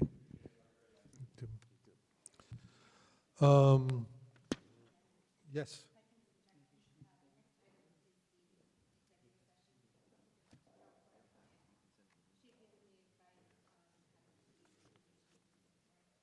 I'm not going to go there. Can you hold that for just a second? Because we have one other issue on the agenda, and that is to bring up the new business discussion on the two House bills here. Rupert? Yeah, thank you, Chairman. Excuse me. So when the subcommittee was working on the subdivision ordinance in response to the legislation last year, we realized there's a provision in there, it's a new item C, that says minor subdivisions. So, the legislation last year, which was last year's House Bill 5794, it expanded the definition of what's being included in minor subdivisions. So over the last couple of years, minor subdivisions have moved from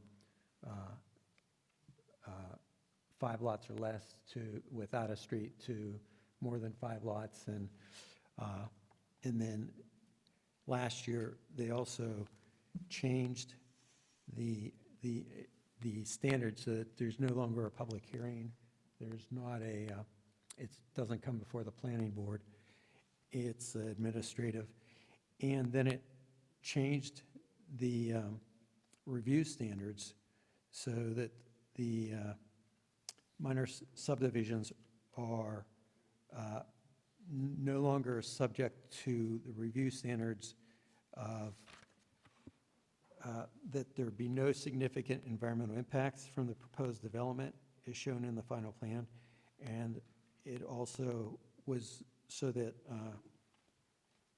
you can create lots that are not buildable, essentially. So when we talked about this with Mr. Craven in our subcommittee meeting, he suggested that we get a town council resolution pointing out those concerns, which we still are in the process of working on a subdivision. But there's a bill introduced this year, which is House H8004, which is framed as addressing corrections and making modifications to the bill last year, really, and in other bills. And the reason I brought it up is because it does put back in that you can't create lots that are unbuildable, but at the same time, it strikes the definition of buildable lot, and then it,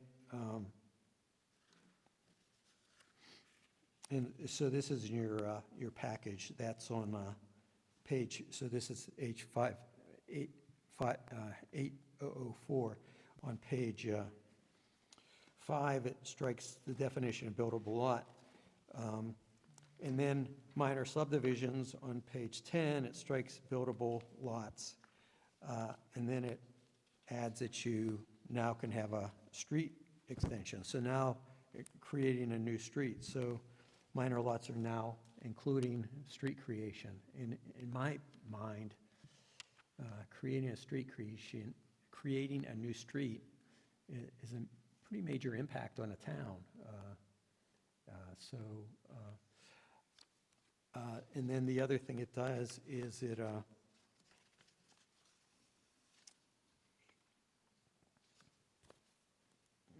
me get the page numbers here.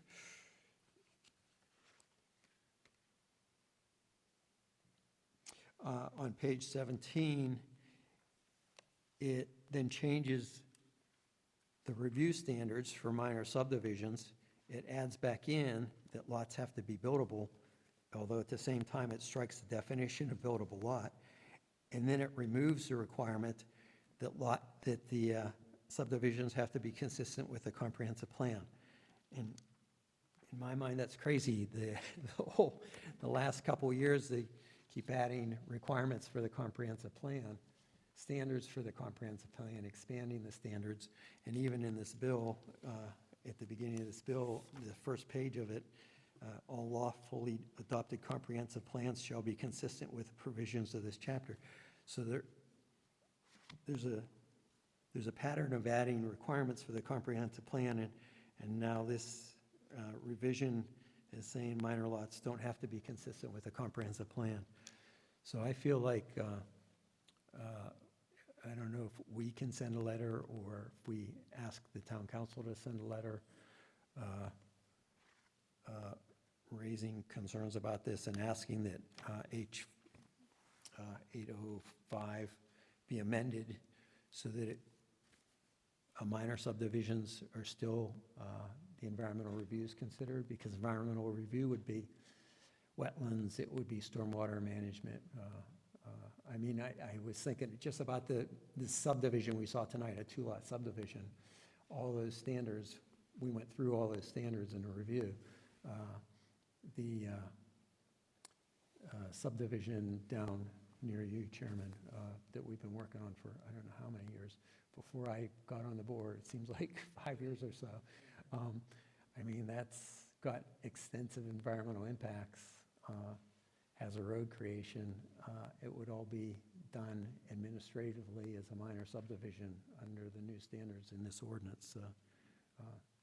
Anyhow, I think that we should ask either we write a letter to the committee about this, or ask the town council, send a letter to the town council, ask them weigh in on this, but I think it's important. So what might be helpful, I was just thinking about it out loud for a minute, Rupert, is if there was a proposed draft of a communication that was going to be sent to the council on this, saying, look, here's what's currently in this, likely to change, but what's currently in this, and this is the potential impact, and this is what we'd like to see. You don't have that with you, do you? You don't have anything like that with you?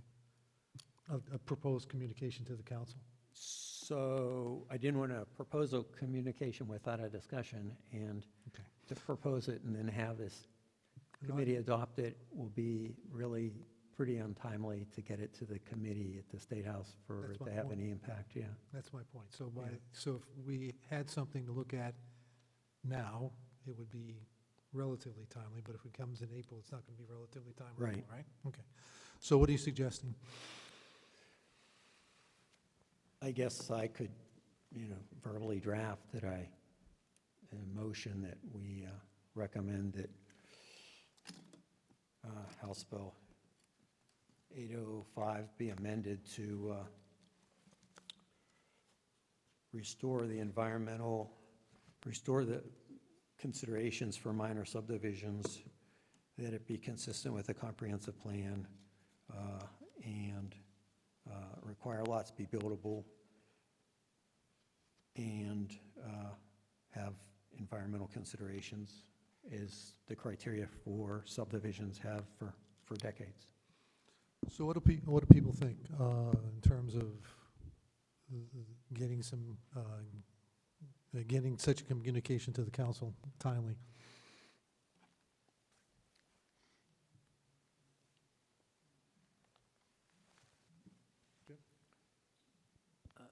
My feeling would be that the proper format would be that this board would make a request to the council to make any communication going forward, but I think the practicality of it is, in the time that we're going to have before the hearing, it can't possibly happen.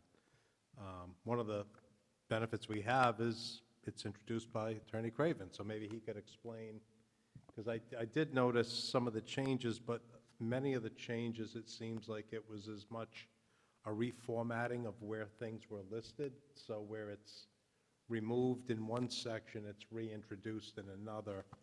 I had a lot more issues with 8036. Right. I hope that Right, the next one. doesn't go anywhere, but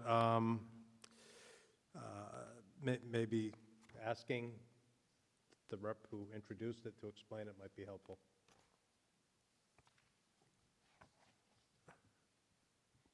I always look at the beginnings of this bill as being 3 years old. There was an initiative by the Speaker of the House, Joe Saccarci, to address the issue of affordability in building houses, and that every municipality had some obligation to pitch in. There have been pieces of legislation passed. There have been pieces of legislation that have been amended. The original legislation that was passed, there was, I believe, a legitimate effort to listen to most of the municipality, and then there was a Affordable Housing Commission that reviewed not only the concerns of the individual municipalities in their particular problems, but also across the board, particularly from the planners across the 39 municipalities. And this is a cleanup bill, as they call it. If you look at the explanation, which is on the last page, it's a cleanup bill. I'm not sure that I see it that way, but then I fully expect, as I look at all of you and say, well, why is your name the only one on it? Well, that's because the speaker asked me to do it. And that's not unusual that a speaker would ask me to do it, and the why was, Bob, you understand the issue. You can explain it to the people.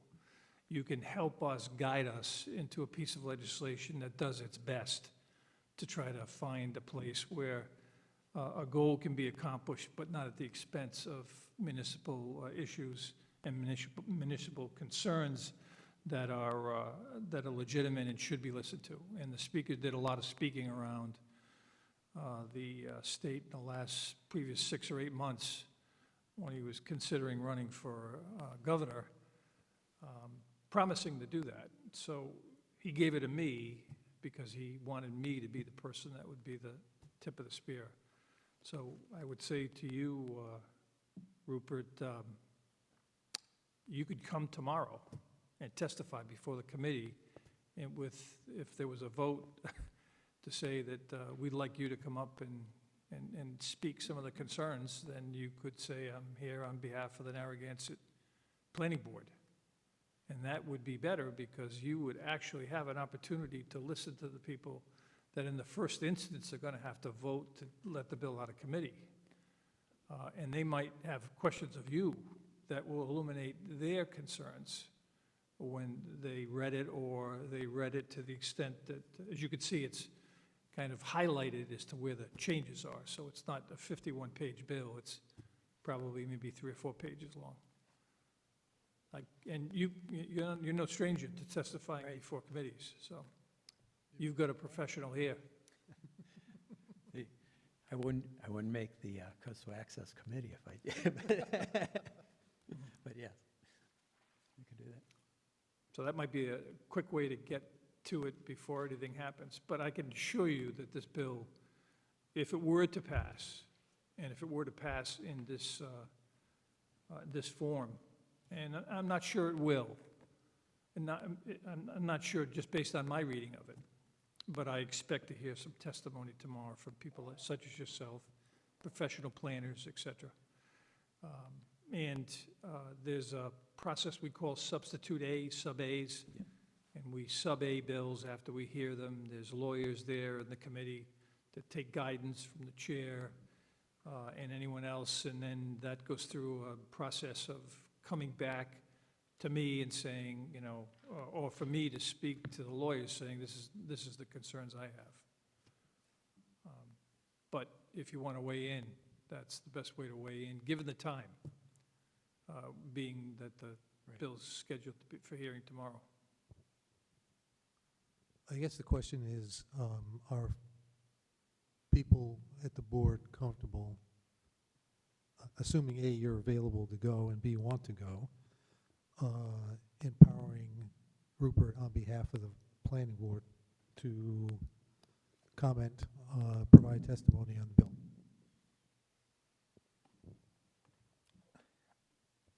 I mean, we just got this.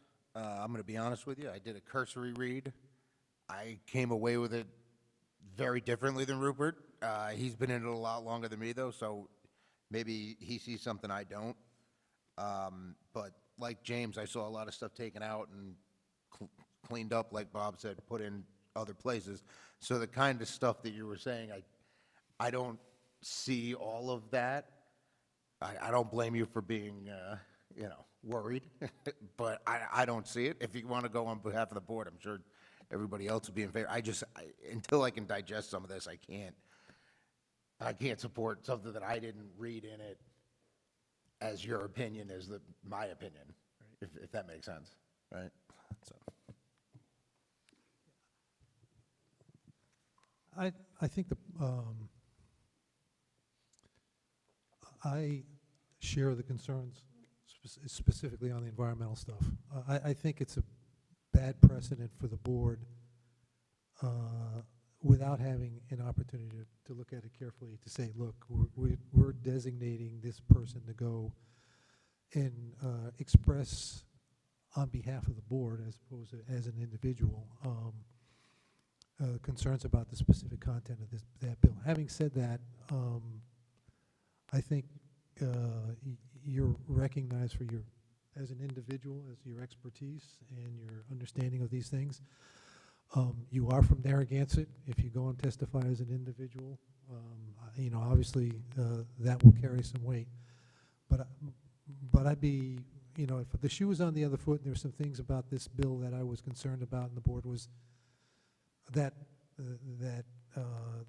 this board was empowering somebody to go, I'd have some concerns about that, Rupert, without some further consideration.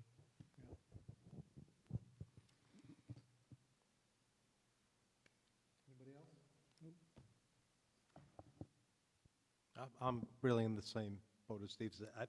I've read both of these once. I saw a lot of reorganization. I didn't catch everything that Rupert brought up.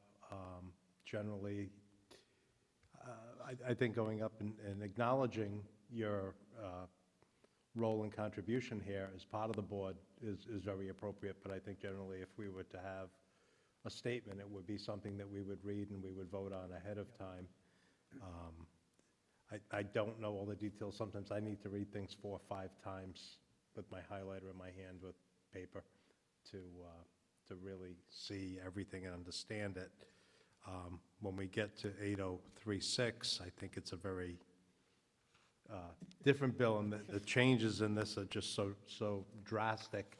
I could probably vote on an objection to that in its current form, and maybe we can get some insight as to what the potential of life of 8036 is, because some of these these bills that are this impactful tend to not make it through the first time and not make it out of committee. This really basically throws away development standards, and our debate of 3 students or 5 students per house would be completely irrelevant.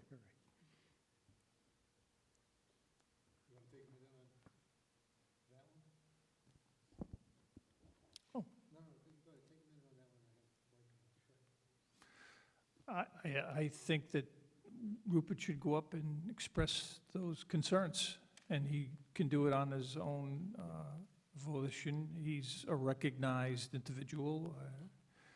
There isn't a person that's on the committee that wouldn't know who he was, and he could say he's a member of the board and bring out, I mean, for a lot of reasons, this session has gone slower. Some of it is because of weather.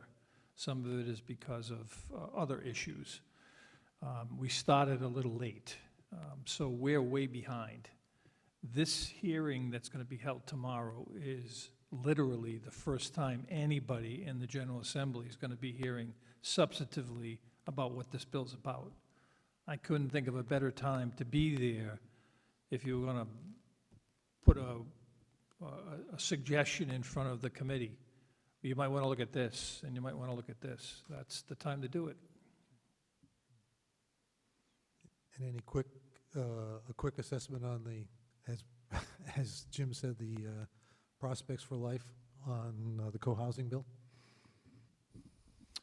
I really couldn't tell you, because the answer is you go to the speaker and say, where are we at on this? And then I weigh in with my opinion. Oftentimes he follows it, but I could tell you this is his baby and this was his bill. So he's very open-minded to me. He wouldn't have asked me to be the only sponsor on the bill unless he had some faith that I knew what the hell I was talking about. So, and I'd love to hear what he has to say, because I haven't read it with Rupert's eyes yet. We just talked a little bit about when we got here today at about 5:45. Mr. DeLuca?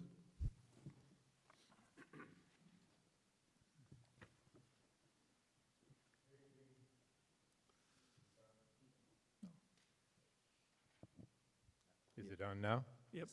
I love these new microphones, very cool. Good evening, you all know me, Mike DeLuca. I live at 21 Middlebridge Road. I'm a resident, but in a previous life, I worked for the town. And during that time that I worked for the town, I was also a member of the American Planning Association, which I still am.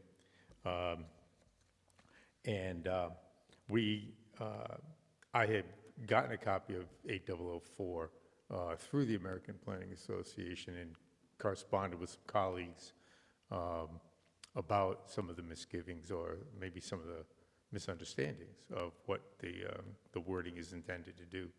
So what will happen, I can tell you that Rhode Island APA has drafted some correspondence to Mr. Craven. I'm not sure if he's received it yet. Not yet. And what some of the stuff that I'm going to say here will likely be in the correspondence that is going to Mr. Craven and his committee tomorrow. I'll be as brief as I can, believe it or not, because what I hope to do is just reiterate what I'm saying here in Providence tomorrow. If I'm not doing it, someone from APA will. But some of the commentary I'm going to be giving you was drafted by others, and I agree with it, so I'm going to tell you that. And I just want you all to know, I mean, you should be aware that there are some other elements of this bill that I think could be done better or maybe should be reversed. So let me just say, starting off with the removal of the definition of buildable lot. Not sure why they do that. Not sure what benefit there is to doing that. And maybe the sponsor has an answer to that. But moving on, I agree with Mr. Friday, that subdivisions that create roadways should be given a higher level of review. As you know, from seeing subdivisions here, that staff has to do a lot more work when there are roadways being created. So when making it an administrative approval by the staff, and then in the latter section of the subdivision enabling law, reducing the number of days for decision for administrative approval by 20 days, coming down from, I think, 65 to 45, puts a great deal of pressure on the staff. And I'm not certain that that will serve the town well, or the applicants for that matter. And if the staff cannot get commentary from other staff, such as engineers, the engineering department, public works, building inspections, others, and that individual is, the administrative officer is under the gun to make a decision, he or she may be relegated to doing only one thing, which is denial. Not because they want to deny it, but because they don't have all the information they need, or they hasn't had the opportunity to work with the applicant to maybe make a positive revision. So I'm concerned about that. Moving on, all of these comments so far that I've been making have to do with the subdivision enabling law. This Bill 8004 would delete the reassignment of an administrative approval of a minor subdivision to the planning board when the staff is unable to make positive findings. Again, this is, if you don't have that alternative to take the administrative, as you're reviewing a subdivision, trying to do administrative approval and finding that you can't do it because you can't make positive findings under the five required findings. If you can't give it to you folks, then the only other option is denial again. So what we're looking toward is more denials, which will lead to more appeals, which will stack up the Superior Court's land use calendar. And the board, and keep in mind, the planner doesn't want to do that. The planner wants to work with the applicants. It seems to me that this will make it much more difficult for the planner to work closely with the applicants. Mr. Friday did mention about the deleting of 2 of the previously necessary 5 required conditions. One is compliance with the comp plan, and the other is the environmental impacts. So if you remove those 2 required findings, you're essentially saying by extension that the subdivision doesn't have to have any compliance with the comp plan. The subdivision doesn't have to create lots that are not environmentally constrained. Why would you create a lot that's environmentally constrained to the point of not being buildable? I'll leave that question hanging out there. Only 3 other things. One is in the zoning enabling law, it removes, I don't understand the language in section 4524, 43-1, which has to do with limiting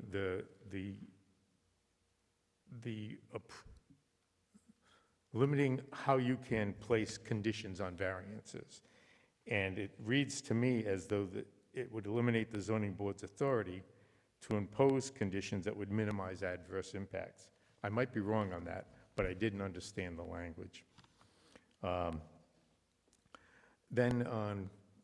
Also in the zoning enabling law, it limits, the new language would limit zoning certificates only to owners of the property. Only an owner would be able to seek and receive a zoning certificate for a property.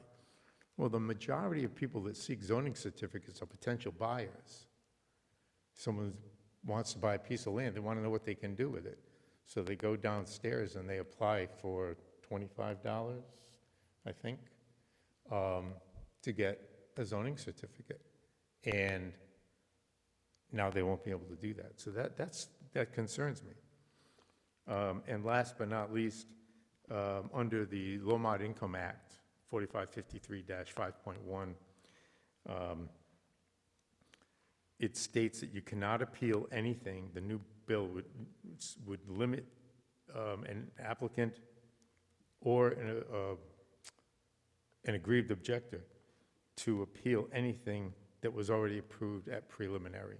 Now, I think I understand why that's written there, but knowing now that so much of the state permitting and engineering is being delayed from preliminary to final, it will be very difficult for someone to appeal a final that isn't somehow based on the preliminary, and I'm concerned that that could create confusion, maybe due process constraints to the appellant. So those are my thoughts. Those are the things I'll be providing to the committee tomorrow, and I just wanted you folks to be aware of that. Thank you, Michael. Thanks, Mike. Appreciate it. Bob, I'm just going to take one more shot at this. The co-housing bill is not the bill that you're the sponsor of. The co-housing bill is in here. It's co-sponsored by Representatives Speakman, Diaz, Giraldo, and Cruz. Correct. Okay. So I didn't know whether or not you were talking about the first bill, which was the cleanup bill, or this bill in your most recent comments. I was talking about the cleanup bill. Okay. So I think, do you have, Jim had asked, do you have a sense of how likely it is this bill is to move out of committee? The co-housing bill, which... I would tell you this. I can look at the sponsors of a bill and say, I know something about what it's, and she, June Speakman, who's a professor of political science at Roger Williams University, was the chair of the study commission. I think it might have legs. Okay. Thank you. Okay, moving on. We have scheduled an executive session. I don't know whether there's a need to, so first of all, let me hear what you have to say, Heidi.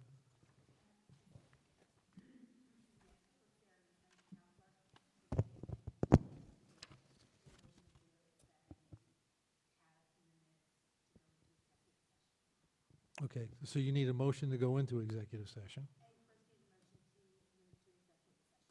Right, and then you would need a motion to come out of executive session after it was over, and you would need any motion for any votes that took place in executive session, and then a motion to report those, correct? Okay, thank you. So we have a motion to go into executive session to, or could I have a motion to go into executive session to discuss and act on potential litigation, Old Boston Neck Road LLC, comprehensive permit, 500 Old Boston Neck Road, Plat NB, Lot 30A. This item may be held in executive session pursuant to Rhode Island General Law 4246-5 sub A sub 2 pertaining to litigation or reasonably anticipated litigation. Can I have a motion? Mr. Chair, question on the motion? Sure. As I read 4246-5A2, right from the general laws, it's the reasons that we may close a public meeting, and that the wording says sessions pertaining to collective bargaining or litigation, or work sessions pertaining to collective bargaining or litigation.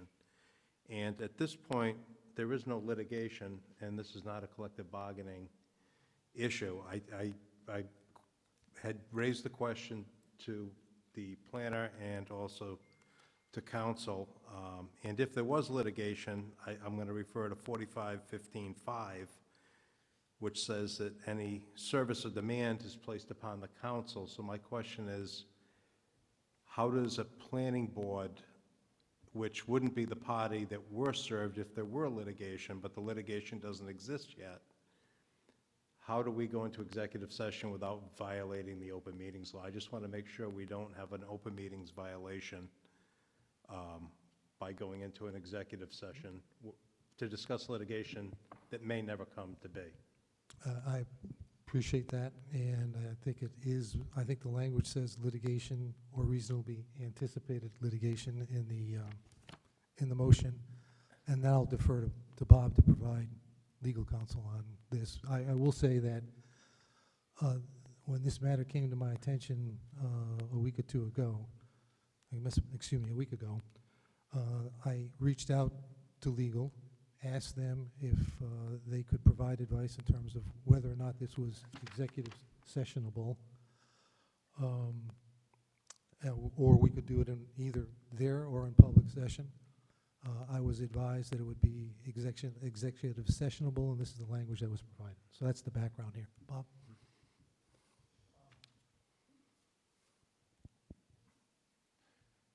The person that we're talking about bringing suit is sitting behind me. I would suggest that maybe the planning board give him an invitation to come up and find out what his intentions are, and then we'll know whether or not this is something that we don't have to guess at, that it is potential litigation. So I'm happy to, before I do that, I'm happy to do that, Bob. I just want to remind the planning board that Mr. Doherty was in front of us in December. At that meeting, Mr. Doherty used the words, we may or may not be headed towards litigation. So right. In my mind, that was the reason, and that was the trigger for having this conversation. But Mr. Doherty, you're welcome to tell us where you think we're headed. And there's one other thing. Who would he sue, and for what grounds would he sue? And that would be something else that may take it to a different opinion of an executive session. Go ahead. Hi, thank you, Mr. Chairman. You are correct. In the December meeting, I did mention potential litigation, whether or not the need would arise for that. I have made this board is not going to be a party to this suit. As you know from the past and the travel of this application, it's my clients in my position that the application was treated very poorly and unlawfully by the board seated at that time, and that was vindicated by Judge Lanfear's decision in the Superior Court. We prevailed in two forums. We reversed the denial of the master plan application, in part because the former director, the administrative officer, had improperly demanded inclusion of erroneous materials that aren't properly included in a master plan application. They wanted, final documents of wetlands delineations and certifications that are not required until the final plan. All the legal documents and things of that nature. But I can assure you that this board is not going to be a party to any litigation arising out of this. There's nothing for this board to act on. What happened here was a failure to follow a mandatory statutory framework for certifying an application complete or incomplete. It's not my job to prompt the administrative officer to fulfill her statutory duty and the timeliness of certifying an application complete or incomplete. There is an irrefutable timeline with documents and communications going back and forth and applications. And in fact, part of the problem here, you're dealing with legislation here. And I think a lot of the legislation that's been promulgated and put forth by the speaker is in direct response to how Narragansett has been treating some of the applications for subdivision and comprehensive permits. It's been talked about at the land committee up there at the State House. This is a situation where last year in 2025, the legislature limited the documents that could be required on master plan, preliminary plan, for the applications to be certified complete. They also made the changes. If you look at the Low and Moderate Income Housing Act, which is 4553-4, it talks about failure to act and certification times, but it goes back and it references the planning and subdivision regulations 4523-36 for the time frames, and they amended that again back in 2025 to make it a de facto default certification of completeness if the administrative officer for the town does not certify within the timeframes. That occurred here. So more than 90 days went by, and I was straight out, full disclosure, at the December 16th meeting. I would have been here a lot sooner if it weren't for, a couple of mishaps and 8 screws and a 7-inch plate in my fibula, which kept me out of work for about 2.5 months. But the time is here. The demand was made on March 3rd, and the law is clear. It says the administrative officer, upon request of the applicant, shall issue a certificate of failure to act and also issue a preliminary plan approval. That's mandatory. It doesn't involve this board at all.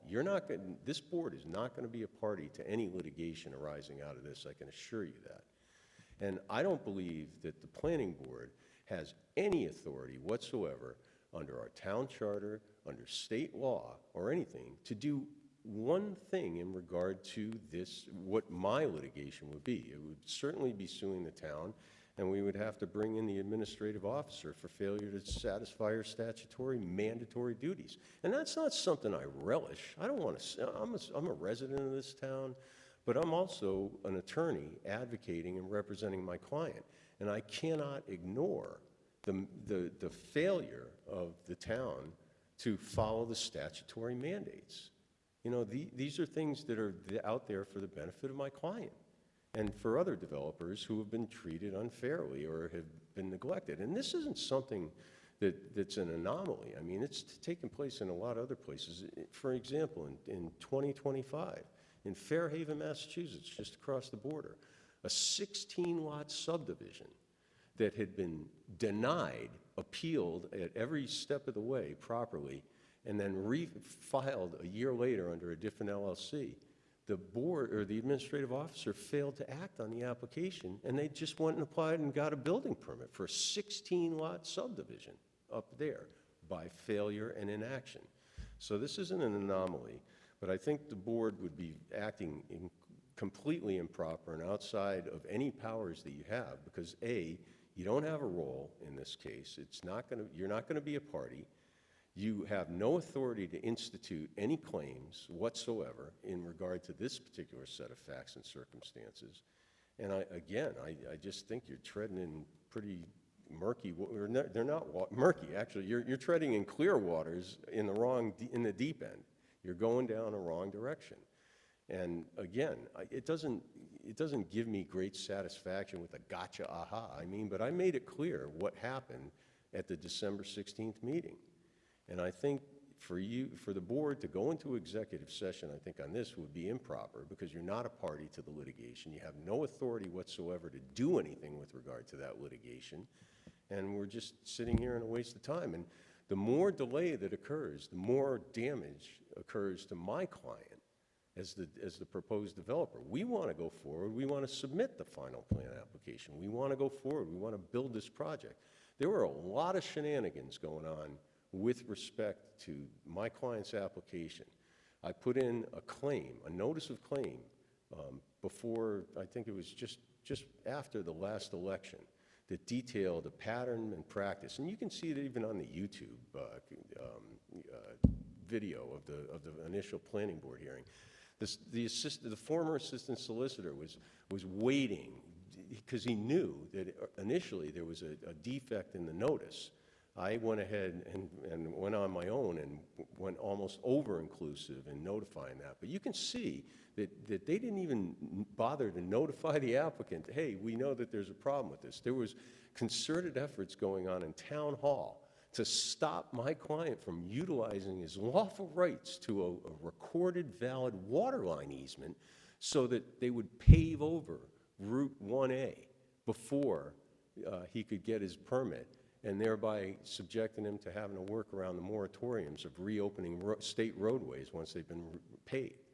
This application, the travel, I've never seen anything like this in 35 years of practice of law primarily focusing in large part on land use, zoning, and planning, and also municipal, I was an assistant solicitor in Burville for 15 years. I've been special counsel to I don't know how many cities and towns on municipal issues in the state of Rhode Island. I've never seen anything like this, except maybe with regard to what happened in Cumberland with the L.A. Ray Realty case. And that was a big no-no. It subjected the town to a multi-million-dollar liability, and some of the officials as well.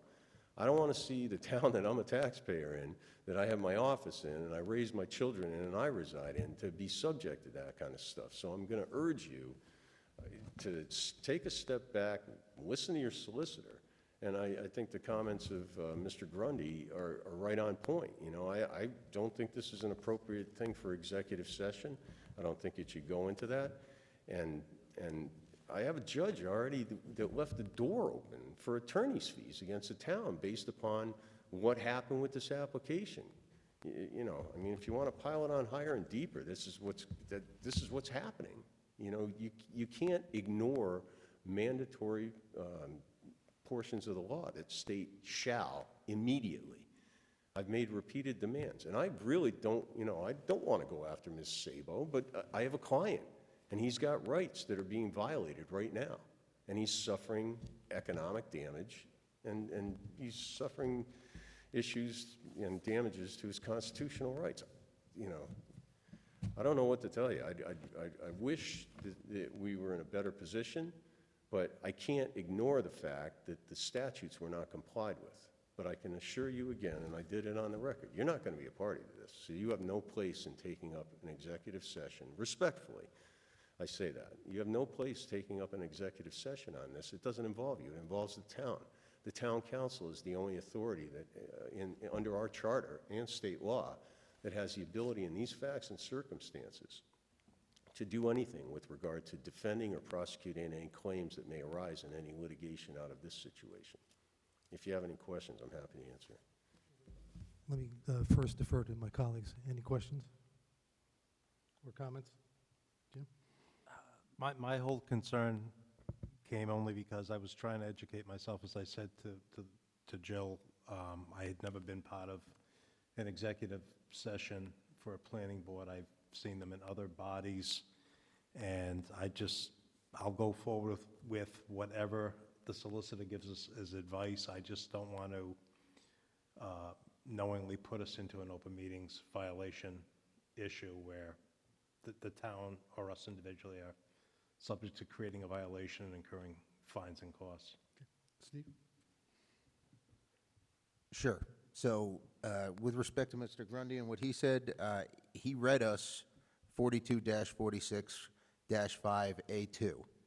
It doesn't say anything about reasonably anticipated litigation. It says litigation. We're not under litigation, and we've been told that we're not going to come under litigation, so I don't see any reason to go into executive session either or even discuss this, frankly. Rupert or Doc? That we get the advice on this from, Before we do, yeah, before. isn't that where we get the advice from? Yeah, No, but, yeah, exactly. not from the floor. But before we do, yeah, Mr. Doherty, you've told us that we're not. You have not told me who is. I'm sorry? You've told us that the planning board is not subject to litigation. You have not said who is subject to litigation. In this set of circumstances? That's correct. Yes. Well, it depends on the scope of the litigation, whether or not it's going to reach back to the acts and circumstances that took place in the spring and summer of 2023. I don't want to disclose everyone that would be involved at this point. I don't think it serves any purpose to give anyone a heads up as to where I'm going right now. But I am aware of a lot of facts and circumstances, and I have done my research, and I have outside witnesses, third-party people that I know that have facts that are detrimental to the town. But I can assure you, again, it's not your lawsuit. It's not involving you. And you don't have any right to institute any claims as a quasi-judicial body under these facts and circumstances. It's a mandatory state law, and it puts the onus on the administrative officer. I mean, you can hear that. I mean, if the administrative officer is not following her mandatory obligations under state statute, if it has to go to litigation, you know, the administrative officer is going to be a party, for sure. And the town council will as well. Thank you, Mr. Doherty. Sure. Robert, so before you jump in just yet, I just, again, you going to stand? You going to continue? Oh, no, I thought you had No, something. no. I'm sorry. No, that's okay. No, you're welcome to sit down. You got all those pins in the steel, and you're welcome to sit down if that's easier for you, okay?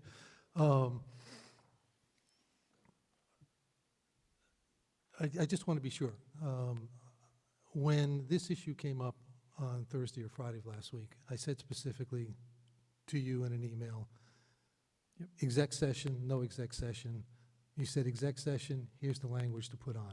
Correct. So help me, having heard all this, help me whether or not we can go and should go to executive session on this, based on what you know and what you heard.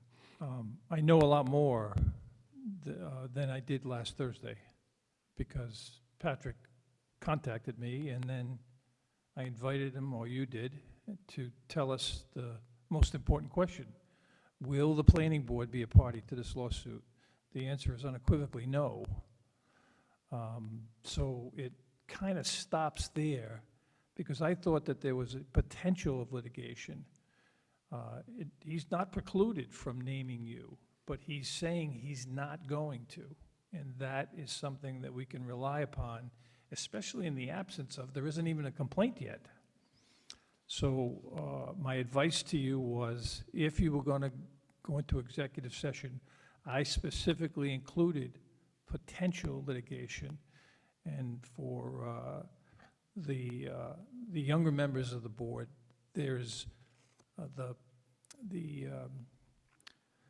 the Open Meetings Act is interpreted in cases by the Attorney General. He has primary jurisdiction over what is and what isn't a violation of the law. And much of it is unlitigated complaints that he issues, and they're published. And in one of those published opinions that he decided the issue that it was appropriate for a board or a commission. In this instance, it was, I think the instance of the case was a town council, to discuss potential litigation. Because what you said, Tom, was we could interpret that we get notice in December. I'm not telling you anything other than I'm going to sue somebody. So you might want to find out why and who. And now we know what the why and who is. And I don't believe this board has either jurisdiction over litigation and how the town reacts to it, or even in personnel issues. That's the, I answer to the town council, and the department heads answer to the town manager, not to the planning board. So I don't think it's appropriate for us to go into executive session, because we lack the jurisdiction to be able to discuss the matter and do anything about it. It might even complicate the matter with, now I'm informed that there has been discussions, and I'll lead Patrick at his interpretation, or as an invitation by a judge of the Superior Court, I assume, that he could file under the Equal Access to Justice statute, which allows a plaintiff who feels as though they were not treated properly by a municipality and something specifically like this, to sue for damages, including attorney's fees, at the rate of, I think it's $275 an hour for all the time that they put in, and you got to pay it. So with all those don't do it's on one side and no do it's on the other, because there's a lack of jurisdiction, I don't think, my advice to you is, I don't think it's in the best interest, nor is it legal to do it. And because I could say there may be some litigation coming our way, If there's factual interpretation of whether or not I'll call it the statute of limitations was expired. I don't know all those facts yet, but I'll leave that to Patrick's proof. But whatever it materializes it isn't going to involve the planning board. Okay. So my last question to you then is, Yep. If the party to be sued here, if there is to be litigation, is the town council. Yep.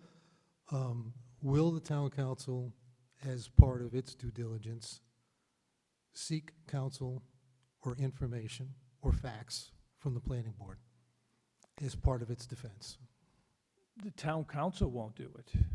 What would probably Well, happen here is there'd be a complaint filed, there'll be questions to be answered. Those questions to be answered would be done in all likelihood by a counsel, an attorney that was hired by the interlocal trust, who is our insurance carrier, because they would pay for, if we were successful, they would represent us, and I'd be co-counsel, but the interlocal trust has $1 million policy. If there's $1 million worth of damages, they have to pay. So they have, as a condition of the insurance policy, the municipality has to give them notice, and they have the right to hire their own counsel to be brought in. So all of it's going to be happening by somebody else, the interlocal trust and whoever they hire. If there's questions of the town council, it'll be strategic questions. It won't necessarily be up and down. They'll make a decision and make a strong recommendation to the town council that, maybe we don't necessarily care what you think. We're going to settle the matter. And they have the right to do that. So I guess my last thought on this, I don't want to be monopolized. Sure? I guess my last thought on this is, there were a series of, and Patrick's and Mr. Doherty's letter to Ms. Zabel that was shared with the board, March 3rd, I think is the date, if I'm not mistaken. There were a series of issues that were raised in terms of whether, for example, some documents such as deeds or permits or something like that were part of the determination that the application was incomplete. There was, we don't want to go into the details. I'm sorry. Not just yet, Pat. I wanted to correct your facts on those. Correct my facts? Go ahead. Come on. Step. I drafted the correspondence and put it in there. It's not, here are the issues, the big thing, okay? Doesn't matter what. I know what you're right. No, but this is important for you to understand. It doesn't matter. There's a timeline. I understand that. No, but if it wasn't complied with. I understand that. Then it doesn't matter. I understand that, Patrick. But you were saying something different. No, I wasn't saying something different. I was saying something in addition. Okay. All right, which is not different. I understand the 25 days. I understand the stop. I understand the restart. I understand the 10-day limitation. I get all that, okay?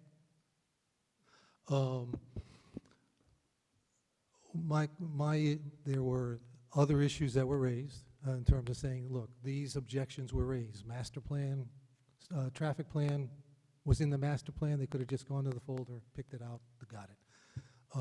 They asked for permits. Those permits are not needed at this particular point in time. They asked for some other things that were asked for as well. I think in each of those cases, there was an outreach to by staff to council to get advice on that. It may or may not have come, and may or may not have come timely. But the issue is still, in my mind anyway, whether or not, in your opinion, those issues matter in what we're talking about. Is the absence of the master plan, the traffic plan, an issue? Were the permits required or were they not required? Those are issues that are kind of sitting out there that I don't have answers to right now. I think, let me see if I can be clear. I know Mr. Doherty will say it all doesn't matter. I know, he will. But Yeah, because I wasn't notified that it was incomplete in a timely fashion. I get Yep. all that, okay? that would be, I would suggest a staffing issue. I actually took the time, when I read the letters that I received over the weekend, I think Patrick's I received by email Monday morning, because it was sent late Friday, and there were other letters from the planner. I went through all the emails that I have, all the communications that I have that we discussed, and I have a significantly different version of what it is that our communications were between myself and the planner, or Nick Solitro and the planner. And so I will say that I can understand why there's an attraction to say, well, how did this happen? If there was a problem, it should be my job or the planning board's job to fix it. I don't think that the statute gives you any authority to have anything to do with personnel issues and performance. Zero. So that would be something that you could go into executive session on, under personnel, but you don't have the authority to take the action. It would be the town, in the planner's case, it would be the town manager. And in my case, it would be the town council. See, from my vantage point, this is a reputational issue at a couple of different levels. It's reputational because of the substance of the project and the affordable housing piece of this project. It's also reputational in that I think it's an unusual situation when a permit is granted as a result of a missed deadline. And so understanding how this kind of came to where it needs to be, came to where it is important. I think just not only from a planning board point of view, because by association, the planning board is part of the mix. And I'll say this, and again, I fully respect you're an attorney, you have a client. That client is entitled to the most vigorous representation that you can provide. Having said that, I'll look at the way this rolled out in September. And this is something that you might consider as you think through with your colleagues the issues of timetables. This particular permit was dropped off on a Thursday before Labor Day weekend. So you had Friday, you had Saturday, you had Sunday, you had Monday, you had 4 working days the next week. Then you had another Saturday, and the Sunday was the 10th day. So the 10-day doesn't say 10 working days, it says 10 days, and that 10 days. And I have been parts of organizations that have been very strategic about when they deliver things in order to achieve a particular objective. I'm not saying that happened in this case. I'm saying I have been part of organizations that do that, okay? I have been part of organizations that understand, okay, here's the 10-day deadline, we'll do that, and now there's 90 days for the board to act, and I won't show up until 90 days after to see whether they've acted or not. I get that, and again, so on this particular, I don't think anyone comes out smelling great. I don't think anyone comes out smelling great on this one. Mr. Chair? Yeah, go ahead. I don't mean to interrupt you, but... No, go ahead. I don't know if there's any benefit to discussing the merits of the claim. I think we've kind of gone from the question of whether or not we should be going into an executive session into something that becomes the applicant's burden to prove. And I wouldn't want to do anything one way or the other, or say anything one way or the other that's outside of what's our jurisdiction. Whether it's going to become the applicant's burden to prove that a deadline was missed and that everything was in order, and I don't know if we should be really discussing that, because it may be something that affects litigation one way or the other. I don't know if we should just make a decision on whether or not we should be in executive session, and then if a lawsuit were filed, it's based on its merits. If they wanted to provide additional documents and go forward through the traditional regulatory process, that would be an option too. But until there's litigation filed, I don't know if there's any benefit to us discussing potentials or fault or dates or anything else. Yeah, I won't argue that point with you, Jim. I'll simply say that, And I'm not disagreeing with a single thing you said. I no, just I'm not don't asking, know. I'm not saying that you are. All I'm saying is, we could have gone into, we could have this discussion in executive session or not. Mhm. That was the issue. Yes. And I'm happy to have this same conversation, not in executive session. But let's put the issue of executive session away. Okay. So is there a motion to go into executive session? If there's not, no motion to go. So there is no motion, so that's it, okay? Now the issue is there any further conversation or discussion of the issue? Can we have the discussion without it being on the agenda since it was only listed as an executive session meeting? Jim's got a question for you, Bob. The planner just pointed out to me that the matters on the agenda for public notice under the headline of executive session. So if we're not going to go into executive session, any conversation would be outside the notice requirements.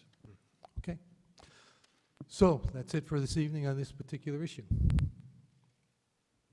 Thank you, Mr. Doherty. Thank you, members. I think the only thing left on the agenda is a motion to adjourn. So moved. Second? Second? Or you want to stay for a while? Second, third, fourth? It's All 10 in- minutes after 10. All